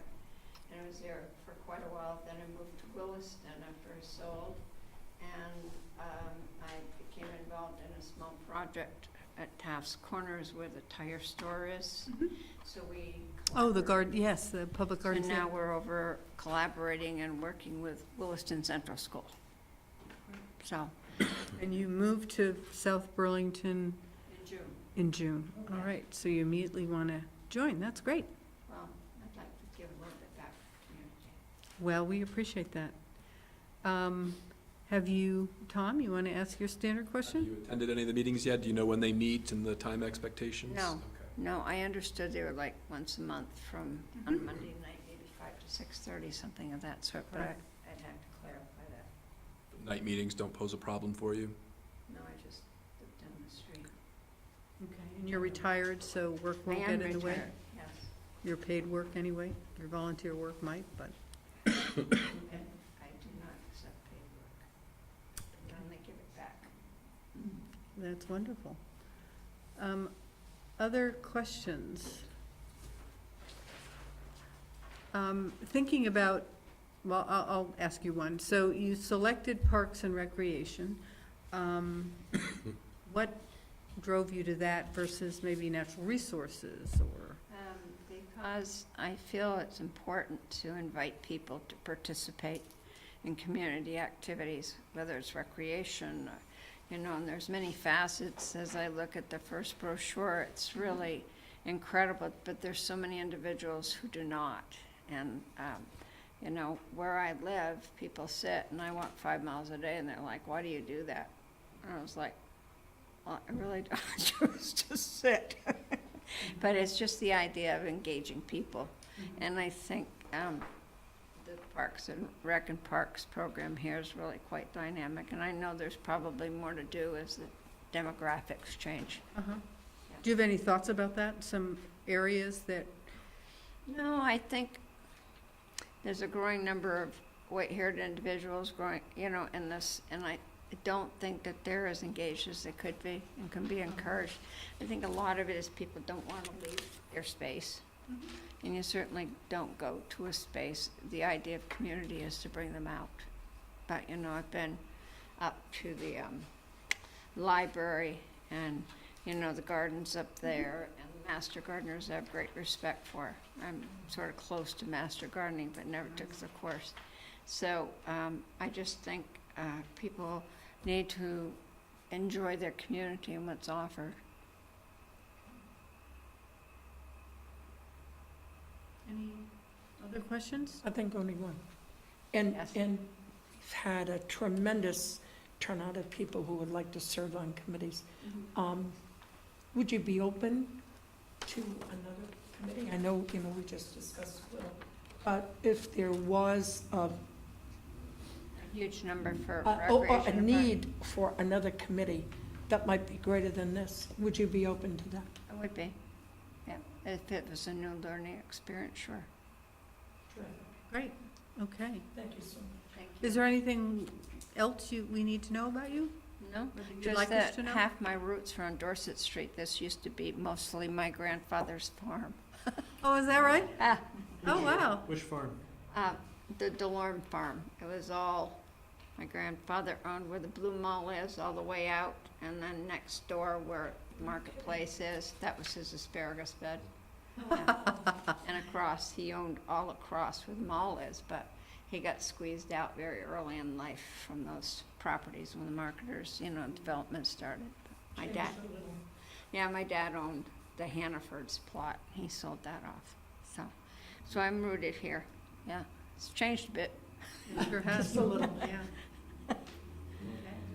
Well, thank you very much for your interest, especially having just lived here 2 months, but you have deep roots, so it's just you're returning. Yeah, that's right. And we appreciate your interest. Thank you very much. Thank you very much for asking.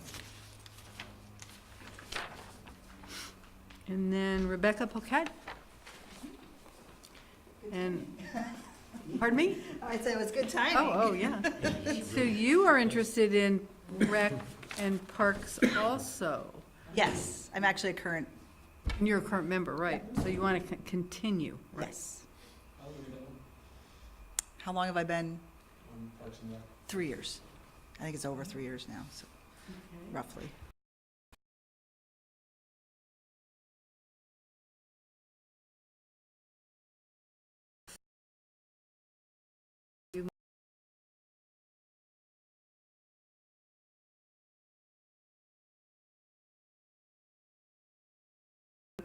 I was only gone for 6 years, moved back here with my husband, bought my parents' house, raising our 2 children here. So for us, I mean, I've only not been here for 6 years of my life. So, but we use the parks. So we not only use the parks for recreation, but we use the parks for athletics. We use, just enjoy everything that has to do with it. And we also are very, we utilize a lot of the programming as a family. So for me, it's not just one part of what we do, it's kind of everything in the big picture. So you bring the perspective of an active participant in lots of things, as well as appreciating the mission and the goals. And a little bit of the younger blood, I think a lot of times when you get committees, you do have a certain demographic and the people that can give the time. And even though sometimes it's not always easy, I do make the time to make it happen, so. It's always encouraging to have people come back and say, I'd like to re-up, on the committee. It says volumes for you and the committee. Yeah. It does. Any other questions or comments? Tim? Yes, you live on Sunset Ave? Is that over by the culvert replacement?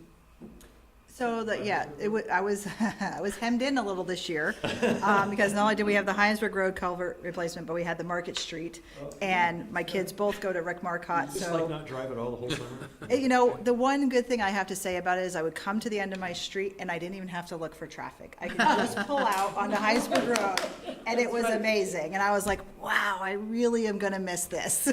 You could go across the street, you didn't have to look for traffic, but She had to such go is one life. way, but, Yeah, then I had to deal with all the rest of the streets, but, at that part, that was nice. Were you affected by the flood 10 years ago when it backed up?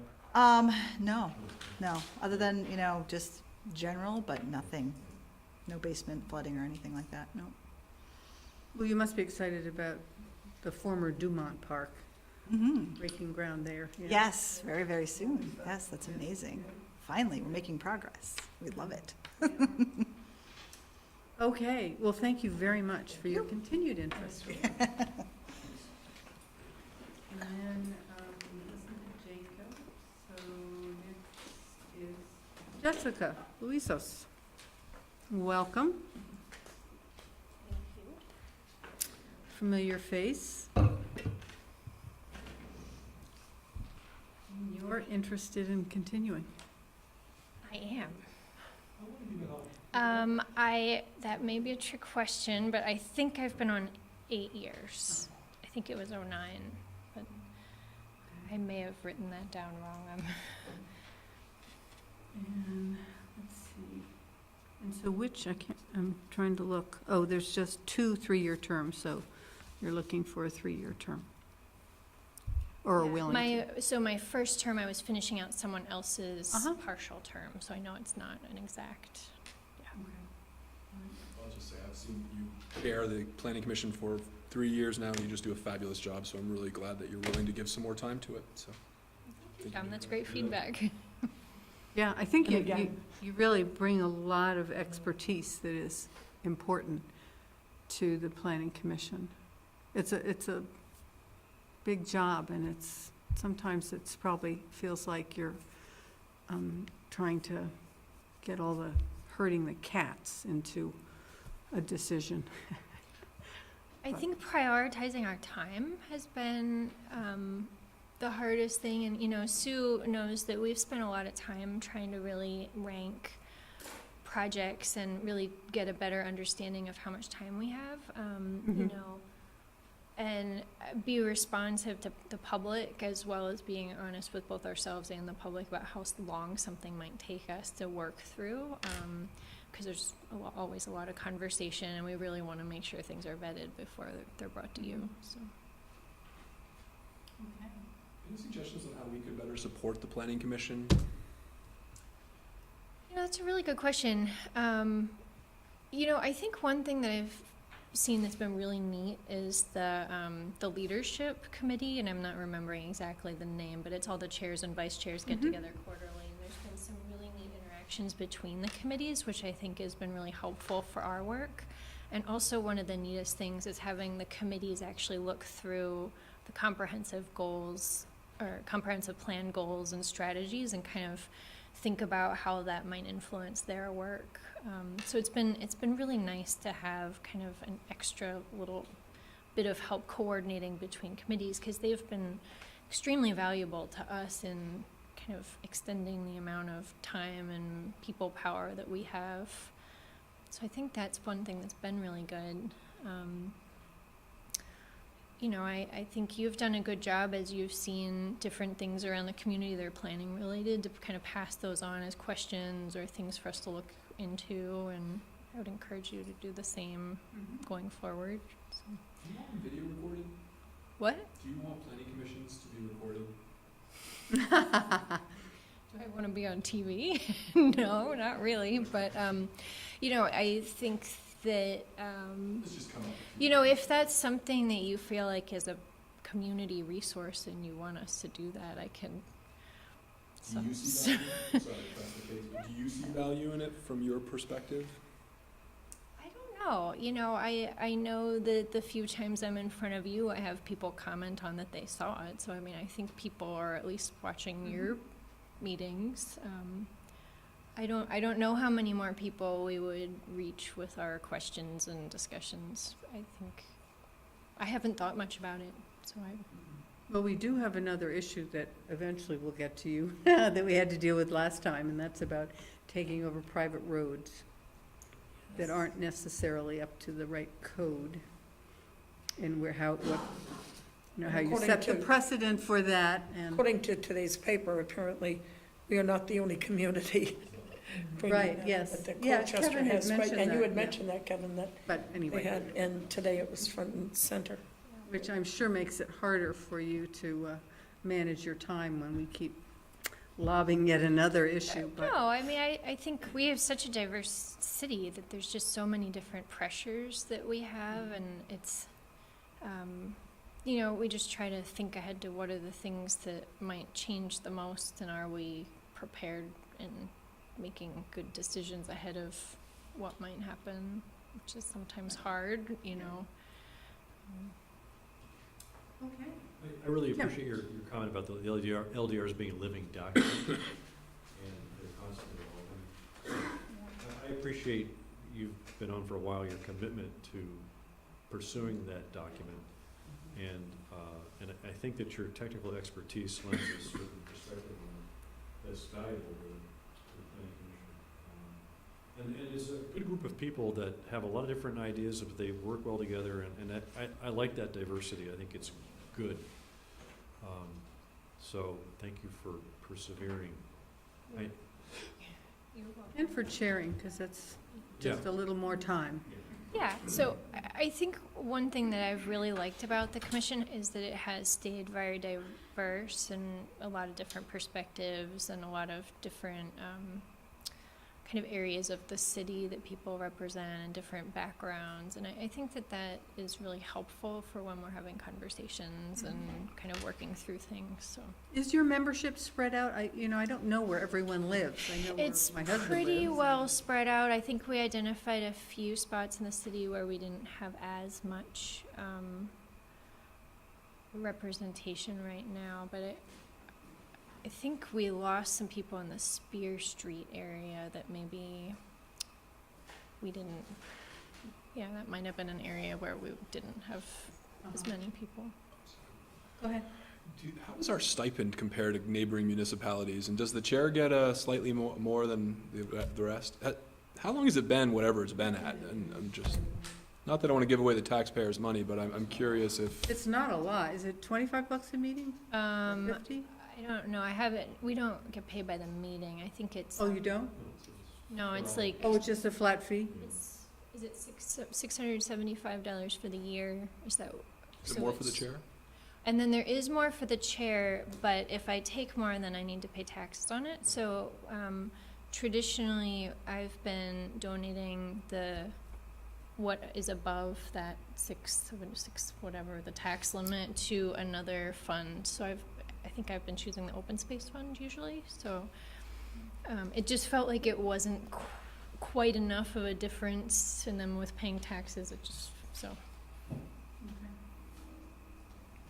All right, so the committees that get a stipend of some sort, You guys, and does the DRB? the DRB, yeah. And None of the that's all, the rest don't.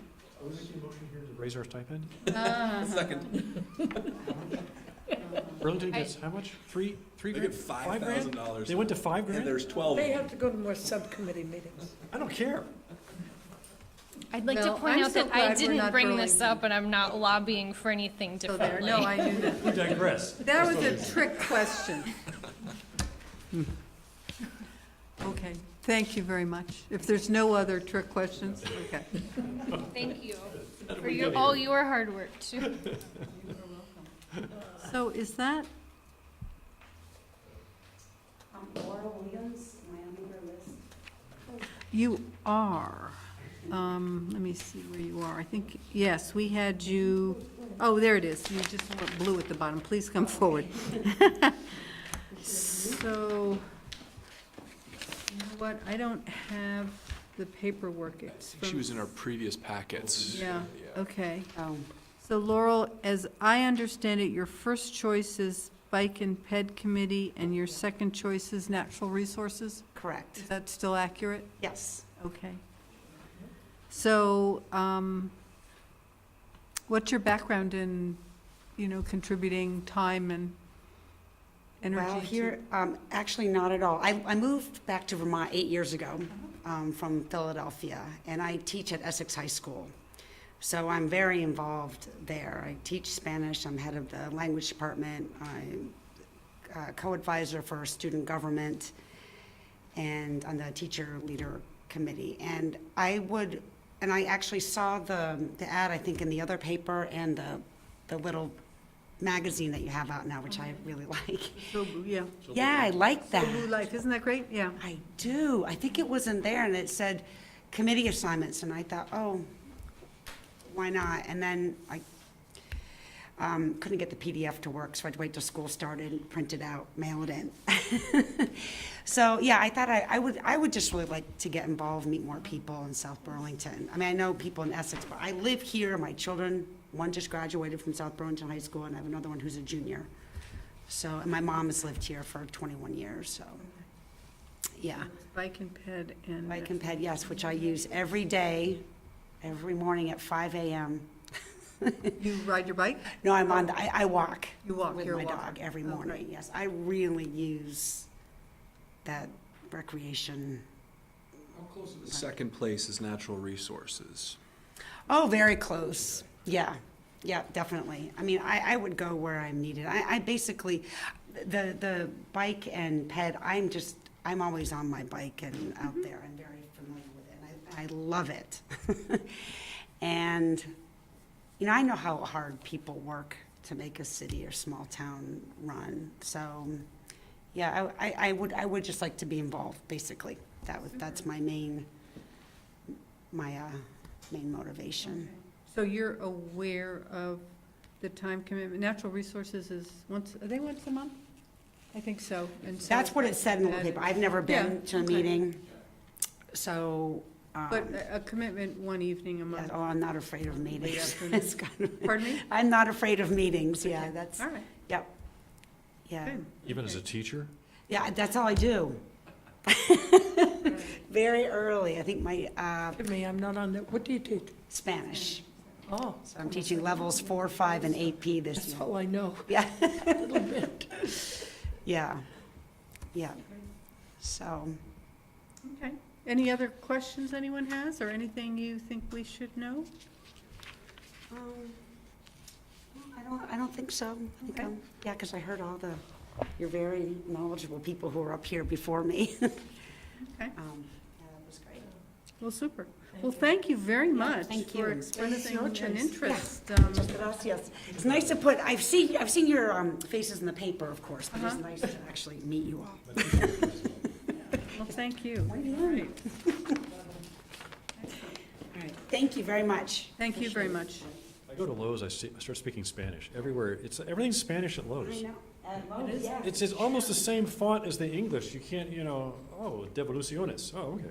That's where I'm taking my returns. Here you go, And you start speaking Spanish, and they're like, what are you talking about? It's like, it's right there, look.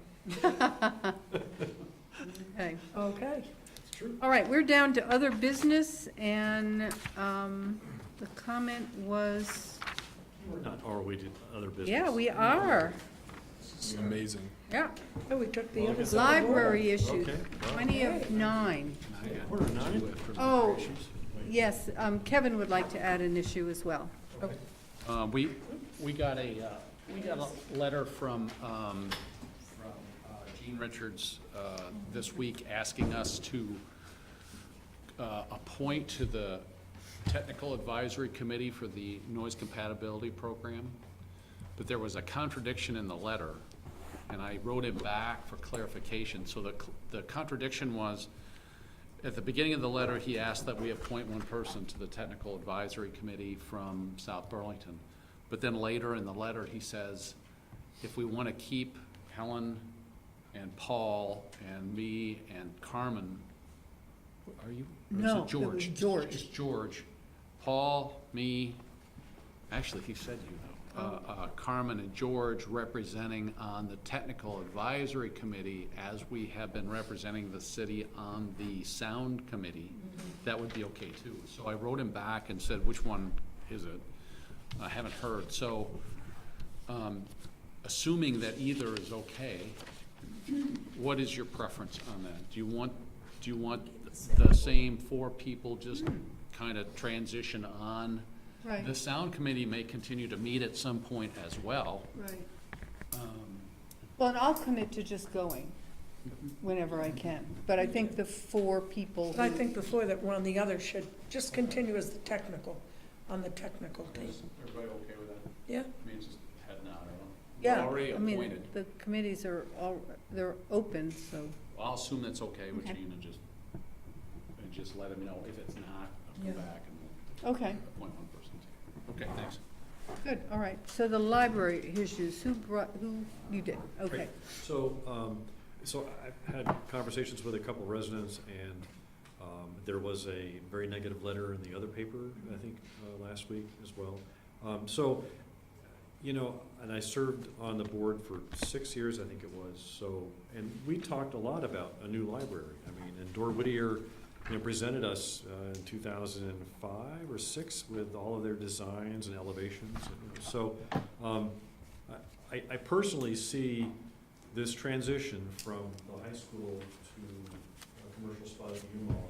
I think it's a positive thing and overall, for a number of reasons. And so my question is, do we need to do some outreach to the community as the city council, or perhaps the city manager, with some sort of words written maybe for the other paper to try and help assure people that this is the right thing to do, and that the board is on board as well, and that we're trying to resolve some of the more minor issues, like how we're going to fit out the space and things like that. But I think we need to have a direct communication. I don't know what that means, a city councilor corner.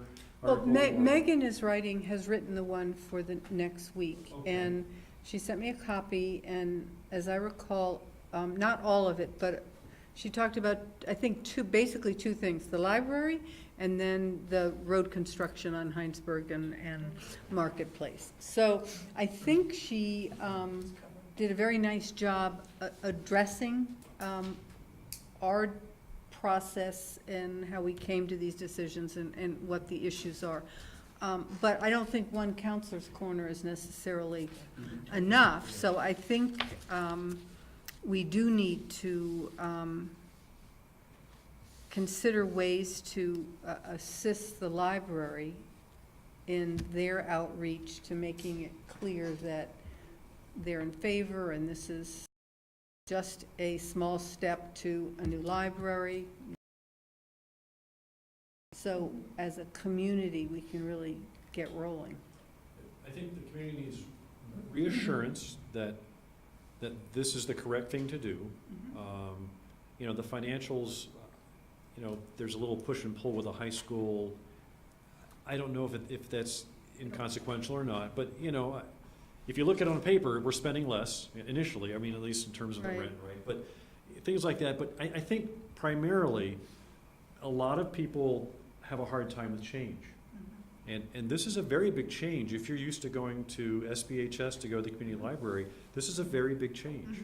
So, and how do you deal with change? You communicate.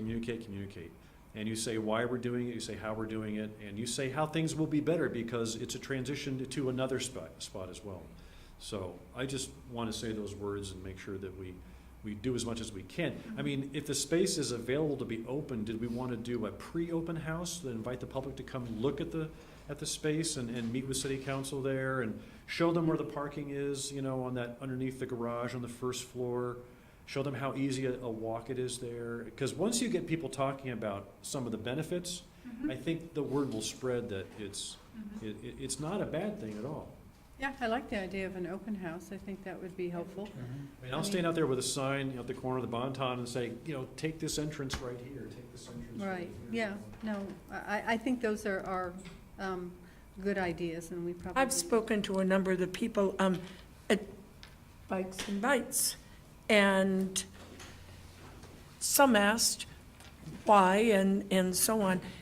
After you start to talk with people and you explain things to them, I think the attitude starts to be, oh, well, that could be very, beneficial to us, having covered parking and what have you and so forth. And I was delighted in the conversations that I had, including I had a nice chat with Jennifer. And there's excitement about the move. And I think it's great. I complimented her on the idea of people having 6 weeks with books out, so it would, Right. she says, we have to time this well, so that we have a lot of people that have books out at that time to make the move easier. And I said, well, Well, and that was We've got a reported lot. in the other paper as Yep. well. Mhm. Yep. Go ahead. I agree with everything both of you just said. One specific thing Jennifer Kochman has pressed me to advocate for is if the library board could come out with either a letter to the other paper or That'd be some other nice. formal statement of support. Yeah. I think that'd be very meaningful to a lot of community members. I know they're volunteers and they don't have a lot of time, but I just know that would go a long way to assuage a lot of concern. Right. Well, maybe the librarian can It's help exciting. write it for them. I mean, it can be from both the librarian and the board. Yeah, I will talk Potentially. to Jennifer about it, Yeah. and Bonnie. I'm referring to Jennifer Kochman, just to be Yes. clear, okay? Yeah, I'll yeah. talk to But our Jennifer. our Jennifer, yeah, Jennifer. Jennifer Copeland's our Yes, Jennifer. I did mean our Jennifer, Yeah. our librarian, Murray.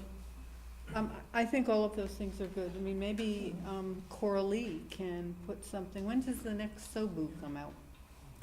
That's not for a month or so, right? Yeah. Yeah. It's gonna be a while. But we certainly could have something in there. Yep. Um, Really redo it. I will say, I thought, if I'm pandering to the press here, maybe I am, but I thought the article that appeared in the other paper was very comprehensive. And the great thing that the council did that night is you took both actions.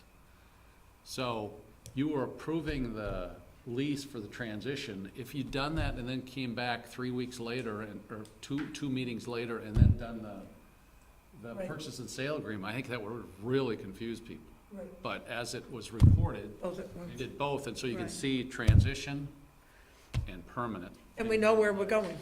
Well, I think there's another item too, when we talk about the finances and the hit on the school budget. It's only half a year, so they are gonna get, of the $62,000 that they normally get, they will get 35,000. Well, we Isn't that did right? the math on that, Tom. Yeah, I think it's 36,000 that they don't get. That they don't get, Yeah. okay. So it's not a $62,000 hit. Right.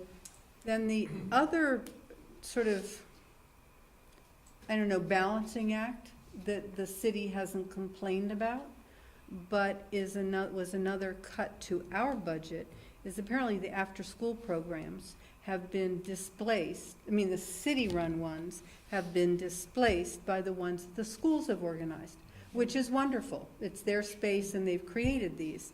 Yet We took the hit. Parks and Rec Department had anticipated and budgeted, Revenue. and so they've lost about $32,000, I think it is, in income, expected income.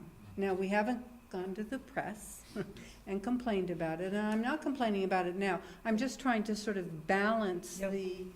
the dollar figures that people lob out for perhaps other reasons, and just sort of, so the facts are that it will not be a $62,000 hit for the school. It will be, the following year, it will be the whole thing, but they will have that space. And, Right. you know, I would hope that maybe we can encourage, and maybe at our steering committee meeting, we can have the dialogue. So, you know, what are your plans for the space? They could make it a really positive thing. Like, we're really excited about this space. This is what we're gonna do. We never could do this before. So, I mean, I think we need to work closely with the school department and the library board and certainly the community in terms of the decisions we make. And You know, I think it's always hard, I mean, as Tim said, change is difficult, and sometimes you haven't been paying attention, or you haven't heard about it, or you haven't connected some of the dots, and it is like, how did this happen? I mean, it's sort of the same people like, what's this TIF business? We clearly need to re-educate the public all over again about what TIF financing is, because we did it once and they passed the first bond and said, yeah, go forward with it. Now we're gonna have another one, and, you know, you read the Neighborhood Watch and it's like, well, how's this, you know, this is my tax dollar, we're gonna be bonding for this and bonding for that, and my taxes are gonna go up, and, you know, and what's the impact on the education funding? And, you know, they just sort of lob out the questions, even though we had answered them once. Well, I think we even saw that at our last meeting. We really need to. It was lengthy, and I think there was a change of attitude by a particular attendee there. I think his attitude was very different when we came to the end of the meeting. Maybe he was just glad to go home at that time. I know I was, but. But I think it was. Though I will say, I have had several people say, and a recreational facility, right? And they've kept inquiring about that. And I said, just allow us to get through these things. We haven't taken that off the view. In reality, we have almost all the land we need for the rec department. What's holding that up is something that, you know, we need to do a small trade of land with the school department. And if we can work through that, then there is space for a rec department. I believe that will happen. I think that will too. So, yes, do you have some thoughts? Come up to the mic, and I know you were concerned and articulated that the public needs to have more input. So can you think, do you like Tim's idea of an open house? What could we do to, you know, generate some calm? You were smiling, weren't you, at 11:45? I was still here. I know you were. I was still here. Barbara Service, South Burlington resident. I live in Summer Woods off Patchen Road. My biggest concern was that this was not transparent. And my experience, having sat through a lot of your meetings, is that this council is pretty transparent, and you don't spring things on the city. What I think I heard at that meeting, very late at night, was that the library trustees were told that they were not supposed to talk about this. I think that was a huge mistake. And it meant that the word didn't get out. And they are some of the library's biggest advocates, and they could have done a lot. I think the city council took the brunt of the sort of negative stuff. And I think if as Tim said, communication. I think if it had been different, and my biggest concern is as you were alluding to, as we look at the TIF and we look at the city center, that we want to make sure that we are as transparent as possible so that continues forward. So my biggest issue was that it was not my previous experience of this council, and that the way the city works in terms of information and all of that. And my guess is that I may represent, because you talked about bikes and bites and places like that, and as I talk to people, I think my one suggestion would be, besides I think the open house is a good idea, is there a way that you can do something about parking around the holidays? Can you set aside 3 spaces that are reasonably close for the people who have mobility issues, because there are not a lot, there are some, but the accessible spaces are not necessarily right near that entrance. And so is there a way, there are a couple, but there may not, they're sort of spread around by all of the entrances. So could you maybe create a couple of extra ones, at least at the holidays, so that people who have mobility issues are more assured that they're going to be able to get a parking place?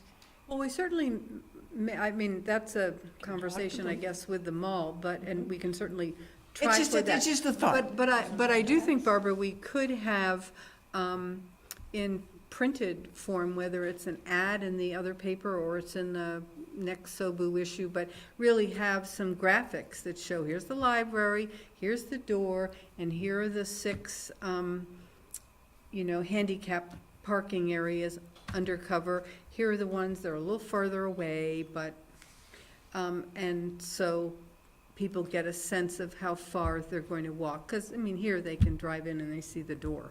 Right. They know how far they. Although when school is in session, there are parking challenges there on some days. Doesn't bother me, I walk, but I'm concerned about bad weather, and I'm also concerned about, moms with kids trying to get in there, and they've got 2 in tow, and it's snowing, and it's holiday time. So I don't exactly know, but I think if you could address that as you're looking at the open house, and maybe do the open house early enough that none of that holiday stuff has started yet, so that people would be able to get there pretty easily. So just a thought, just in terms of, it's really the communication piece that. Okay. But parking clearly is one item for communication that would be important to really, so people graphically see it, because they may not, some people don't even shop at the mall, so they've never been in the covered garage. It's true. So they have no idea how close it is or how far. I only know it's there because that's where I walk when the weather's bad. So. The parking garage? Really? You just go? Sometime. If it's warm, if it's summer warm, I will walk in the mall, but then I'll walk in the parking garage because it's pouring rain and I don't want to be outside, so I just find a covered place where I can walk. It's an amazing view at the top of that deck. It is nice, yeah. Where we should have a bike and bites someday. There you go. And then Tried. have Centurion races going up and around. Up and down? Yeah. We kicked that beehive over once already this year. Can I respond to Barbara's point about? Yes, you may. And I only say this in a general sense, not necessarily about this episode, so to speak, as it related to the library, but there is a challenge when you are negotiating a real estate deal in trying to do as best you can to be open and informative of the public and still negotiate the best deal for the public with the owner of the property in a competitive environment. There are in this particular case, there were others who wanted that space. And so, I'm just kind of wondering as we go forward with City Center, there will be times when this issue is going to come up again about, holy mackerel, you guys negotiated a deal for a recreation department and nobody knew about it. And so, and I think you're right, Barbara. This council has dedicated itself to transparency and being open. The reason there's an exemption in the open meeting law for real estate transactions is because it's recognized as something a little different. That being said. But could there have been a discussion over here before you got it down to your last 2 or 3 choices that just sort of said, we're going to begin to look for an alternative. Here are the challenges in the library. So instead of saying we're looking for another space, saying, here are the challenges in the library. The school needs it. We want to make sure that it's accessible. We want to make sure that we cover all the things for our new library. But this is really becoming a big challenge over here. So that might have opened a conversation that wouldn't have said, I'm over here doing this that I can't talk about. But it would at least let people know that there are challenges around the library, around you can't use the little meeting room because the high school gets first dibs on it, and if the library wants to do a program there, but the high school needs it, that doesn't happen. That's doing that in a way that it doesn't point a negative finger at anybody, it just talks about the challenge of space. I take responsibility for that issue then, I suppose. I started looking for alternative space for the library 4 years ago when I came in to this job, and it's kind of been in fits and starts and all, but it's always been there. It's always been a discussion I've had with the library board. And I think, occasionally we talk about it here. And so over the years, when I finally found something that actually worked, I didn't think about going to the public with an explanation, hey, I can't talk to you about where we're going necessarily, but here's the reasons why, because I wanted to get the deal done. Yes. So we could be in before the holidays Right. and get the deal done so that we had the space. And so, but I take responsibility for that. Well, it's just, Something I can say. I think the library needs to take a little responsibility too. And potentially they may, I mean, it seems to me they could have said, you know, we are negotiating a new space. We're serious about finding a new space. And the city manager is negotiating one right now. We can't tell you where, but we're gonna be moving, we hope. And we've been working on this. I mean, I think there was a lot of There could have been some, communication that I think, you know, you're involved in the issue and you've been talking about it for 10 years. So, of course, everyone knows that the library wants to move. And we, you know, have a fundraiser and we're trying to raise money for that. It's a shared goal of the city council and I think the majority of the public. And so you can't always, you know, identify always the best way to be as open as possible, but maybe in the future, thinking about the other things. and that's really, Potentially, you just say, I can't tell you who, with whom you were negotiating, or, and that gets people going too. But know, there could have been some public, more specific, We could have developed a not communication detail, but a little strategy. bit of communication. could have. We could have had a counselor's corner, or the library could have put a letter to the editor saying, these are the issues about, you know, it's, but again, I mean, some of it doesn't sound all that good for the high school. But as we look, So you have to be careful about that as well. I mean, from where I sit, it looks like, you know, there are Right, rooms so that were not up to standards and, you know, just health inspection quality. That's a problem.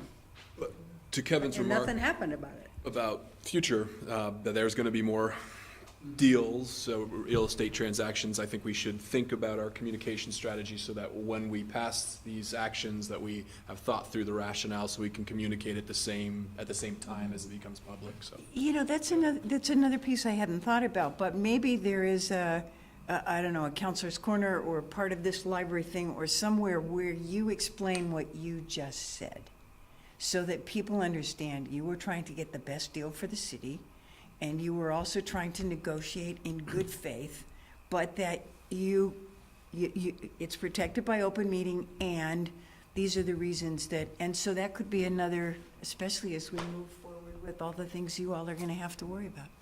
Anyway, thank you for listening. Well, thank you for sharing your concerns. I think they're important, and I appreciate that, because we try our best, and we don't always, I appreciate that you listen.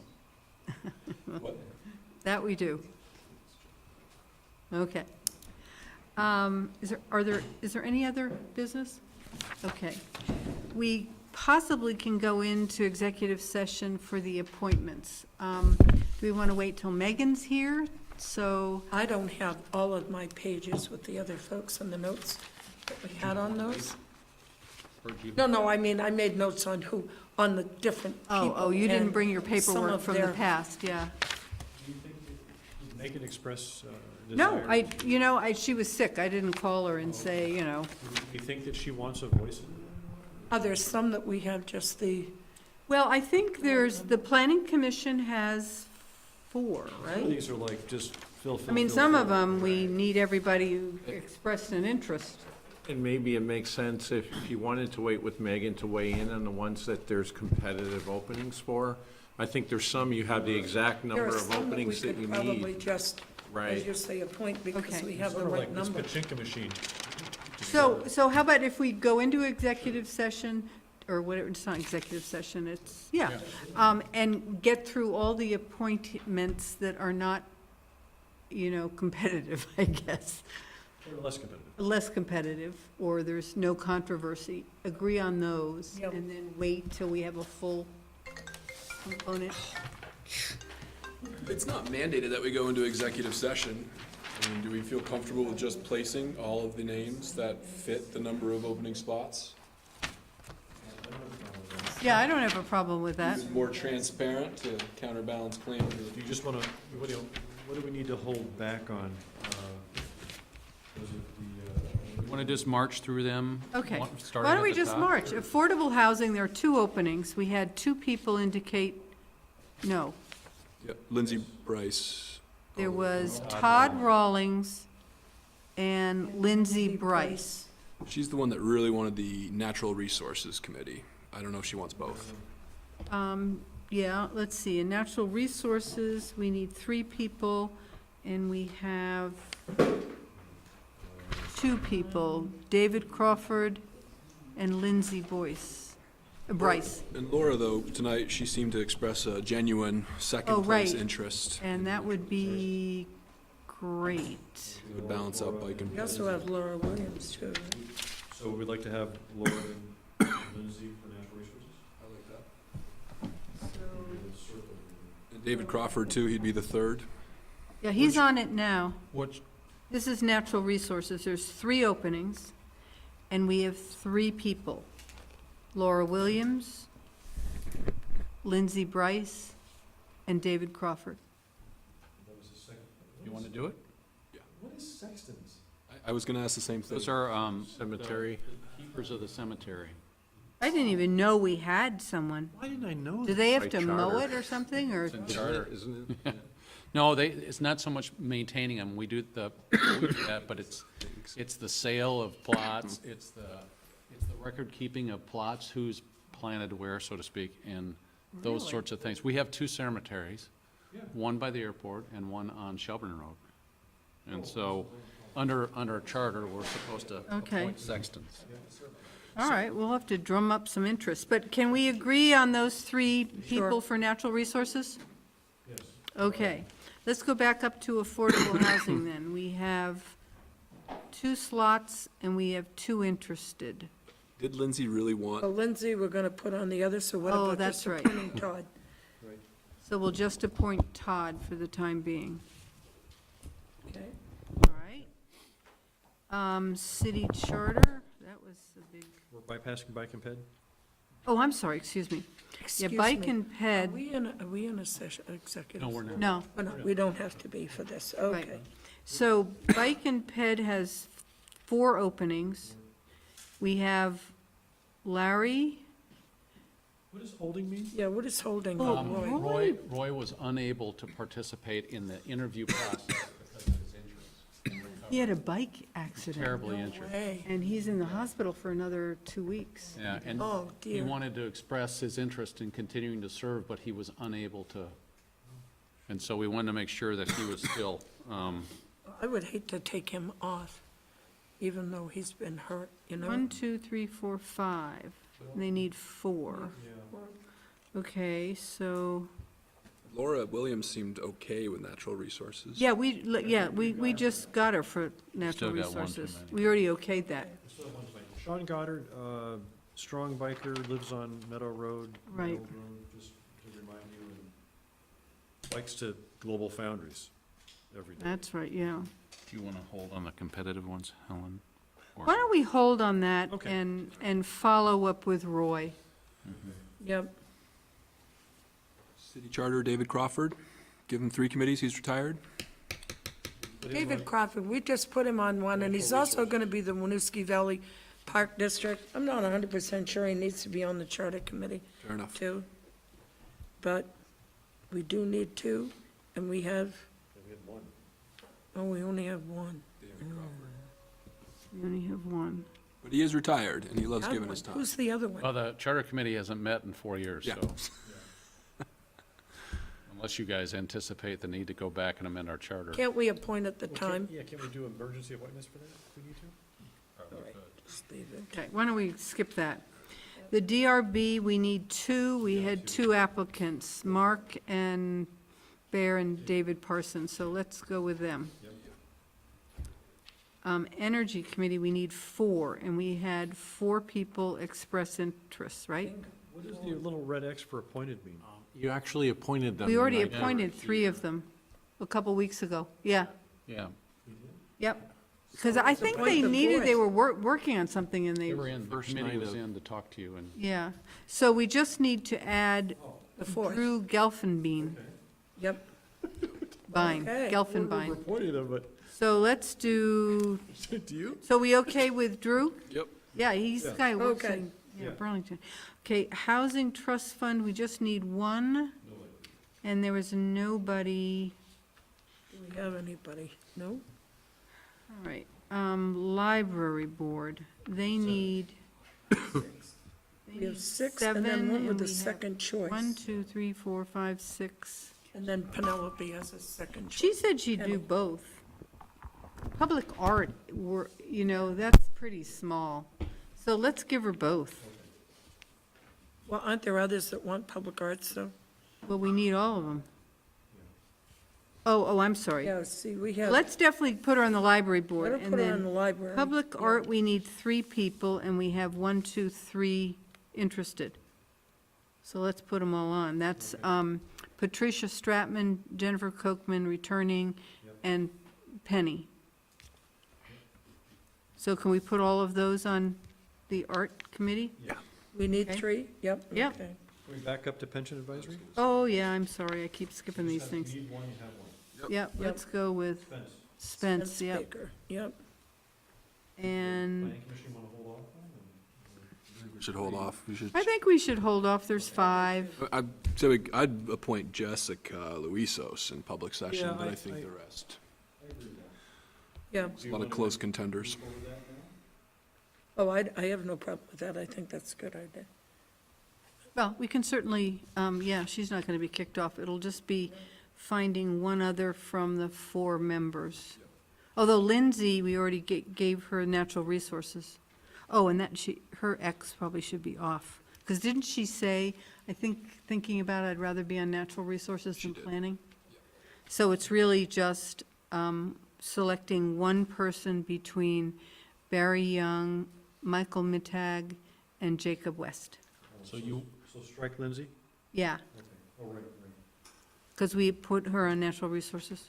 so you, So but we'll you wait are on that. going with Jessica? Yeah, we're going with Jessica, and we'll hold off on the others. Recreation and Parks, we need 4, and we have 4 people. So I thought they all sounded great. We have no Actually came to the sextons, meeting today. and the Winooski Valley Park Commission, go for it, David. David Yeah. Zinovich. Counselor Chittenden is interested in a sex. If I can be, if it's not, A I'd sexton? love to be on the cemetery committee, if I can. You just trying to find a cheap plot? I don't know. There isn't, the Chittendens don't have some plot somewhere? I'm telling Well, you, my grandmother's there, and I've been meaning to look for my other you relatives. need to start selling, you need to sell these plots. I mean, these plots are inexpensive, down by Olive Garden on Shelburne Road. That's where I wanna go. They're like, what, $200, I think? It's not bad. I would love to apply if I can I'm be on it. surprised you don't want to be at the airport, to be honest with you. Is there, oh, there is one. You would get listen to no airplanes rest, in it's so eternity. noisy. Eldridge is the airport. We have Eldridge, we have Olive Garden, and well, what's the one? We in have Olive What's Garden. the- Just the 2, and what's that called, the one on Shelburne Road? It's not Olive Garden, it's something else. Pet cemetery too there, right? Yeah, well, we're Is that where you want to be buried? As a pet? One on Patchen Road. I'd like to be a So husky. the sexton actually, Yeah, but Patchen Road, I think, are the 2 private Jewish sexton cemeteries. actually does Almost do some across work. the It's street not from a each other. ceremonial thing. It's, Is the one by the airport. Yeah. do you want us, let us find out a little bit more about serve the if I job can. description? What does that pay? It's like 10 grand a year. I think you can get, no, you can get all You know of the, what? I'll bet you you it get all pays you of the 10% of a dandelions. plot per year. And all you gotta do is go out there with a steel rod and Yeah. poke Just around. Yeah. poke around and see where there isn't a casket. Oh, God. Oh, hit something solid there. All right. We'll So, look into sexton. so let's We're take not a being formal kicked out. vote on all of these Did people. we do Winooski Valley Park District? Yes, that was David. Okay, so a motion to accept all the people we've identified. Second. All in favor? Aye. How about different terms? There's 4-year terms, 3-year terms. Get the committees figured out. Well, let's see. What have we got? You have 3 years and 1 year on the Parks and Rec, and you've got Katie Langrock, Glenn Sproul. Glenn's previously served Well, on? you know, the park, Yes. okay, I was looking at energy, sorry. Oh, yeah, so Glenn has previously served, and so has Becca, right? How you start, I can we would do say this? the energy, I would do the first 3 that we already appointed to the 3-year term, and then the newest person on there to the 1 year. Drew? Okay. Because we have 3 that are running for So Linda gets the Re-upping. one. So David, Oh, I wonder if the little red dots underneath, oh, that meant already appointed. appointed. I didn't know if that meant for the 1-year term. Oh, no, for No, but they 3-year are, but terms. it's Sam, Oh, Patty, we and- appointed them for 3-year terms, so we'll put Drew as a 1-year term. maybe she isn't on there now, but we already appointed her. So DRB, Mark or, That's a good question. Do we know what Mark and David were on? Going? I don't think it mattered to thought- either of them, because I think No. we asked, and everyone said, oh, whatever you Right. want. Yeah, it was like that. Fairness of chance? They didn't care. Let's lock in Mark for the 4, okay? Okay. And David for the 3, okay. All right. I'm going up to affordable housing. Make Todd the 2-year? Were we also going to have Lindsay Bryce serve on 2 committees or not? Probably not, because she's young. Yeah, just, so we have an opening for affordable, for a 1-year term. Yes. Okay. Let's see, who else do we have? What did we do for the library board? We said, how many do you have? You have 3? We have We've got 6, 3, 7, 2, we have 1. 7, yeah, 3, 2, 2. yeah. All right, so Well, Bonnie, Bonnie, I would do 3. Bonnie 3, and Mark Cole he's also an incumbent? right? How about Pat Leduc as 3? Yeah, Oh, yeah, good idea. Can work for us. And, Mark is an incumbent. oh, so make him a 3? Sure. Okay. Yeah. 2 2s and 2 1s. Why don't we make Penny a 1, since she's on the other committee? yep. Way over to the right. Second to the right. Don't have my notes on Lee, Kerry, or Stacy. Make her 1, and then the other, do we have too many? Oh, we have another 1-year term and then 2 2s. Yeah, and then 2 2s. Well, Let's go- make Stacy Papp a 2. Okay. She was coming off, wasn't she a library, you on a board in Essex or something? And then And Lee Harry Freeman. Young is a 1 then? Yes. Lee And- Freeman is and Lee 1 and Freeman Kerry is- is 2? Did I get that wrong, or what? Harry is 1. Carrie is and 1 Lee is and Lee Freeman is 2. Okay, got it. Okay, natural resources. They're 3-year terms. They're all 3-year terms, okay, that's easy. Public art, we got a 3-year term, a 2-year term and a 1-year term. Yeah, 2 3s and a 1. Well, let's make Penny a 3, Okay. since we just gave her 1 in the library. And Jennifer Kochman, Hold on a second. make her a 3.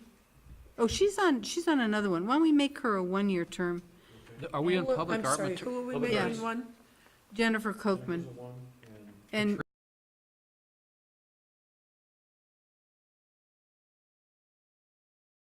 Two Tompkins threes. is a 2 3, 3s and a 1. Yeah. and Jennifer is a 1. Penny Tompkins is also on here. Yeah, she's on the art thing. Who's our first choice?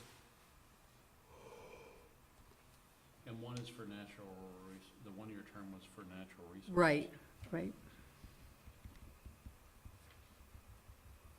No, library board for Penny. Oh, She wanted library board. I'm sorry. David Crawford. Did I miss the number of years on Rexon Park? We haven't done that Not there yet. yet. Oh, We haven't done natural resources either. Well, they're all 3s, remember? Oh, they're all 3s, okay, yeah, I'm sorry, right.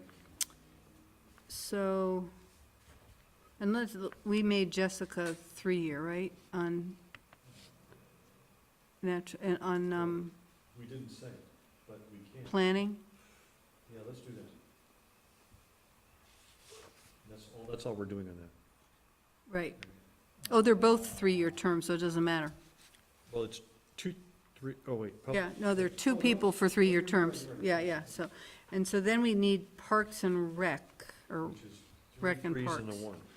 2 3s and a 1. And I would, the woman that came in Threes and tonight, one.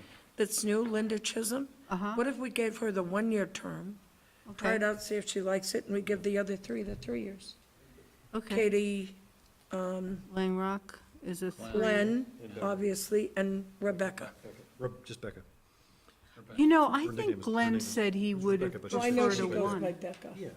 I know. Pat, I think Glenn was talking about a 1-year term. I thought it was just he didn't want a chair. Oh. Well, he can, if he only wants one, he can always. Yeah, why don't we give him a 1, see, I because don't he's have been to there a really long time. He does travel a lot. He's And he sort of can come back retired. next year anyway, right? And he would get, and make Linda a 3. She just seems so, interested Willing in. to serve. and- Yeah, I thought his was just, I could be wrong. I thought it was just that he was, well, I think it's that, but he's also been on. maybe it is, maybe only once a year. Okay. I'm writing in Tom Chittenden for Sexton here. Good. How many years is that term? He had You have to 10. bring the goats, though. It's 10. You have to bring the goats. 10-year term. Okay.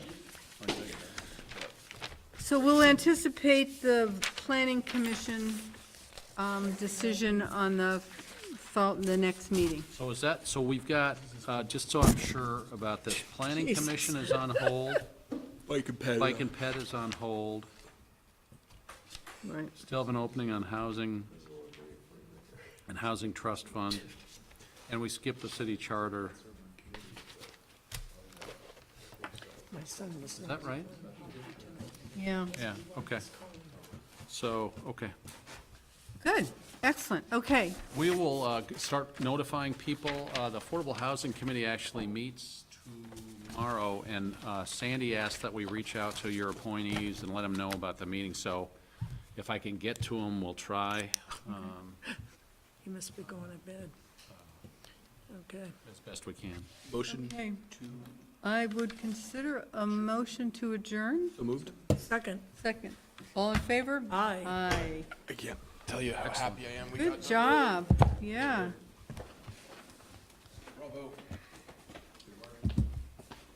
You don't need to sign anything? No, hold on. No, I think everything's signed. Night. Good night. Whoa. Good meeting.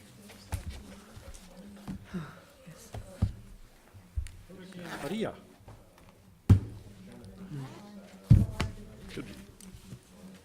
No. Maria's a Category 5, racing So, towards Puerto Rico and the Virgin Islands. Nice. That's all we need is another. Jesus, another You know, one. God bless those people. Oh, my God. All right, Bob, where are you? No, maybe I'm all mixed up. Hungry for dinner. I think I mixed up. Tomorrow is Tuesday and, no, it's not, I'm sorry. So I am It's still waiting. Thursday is potentially the mental health update with The manager. the manager. This will be a, Yeah. let's take the Oh, proposal yes. apart and put it back together. Okay. And that's at 8 o'clock? Yeah, and it's here. Okay. Night, Tim. So,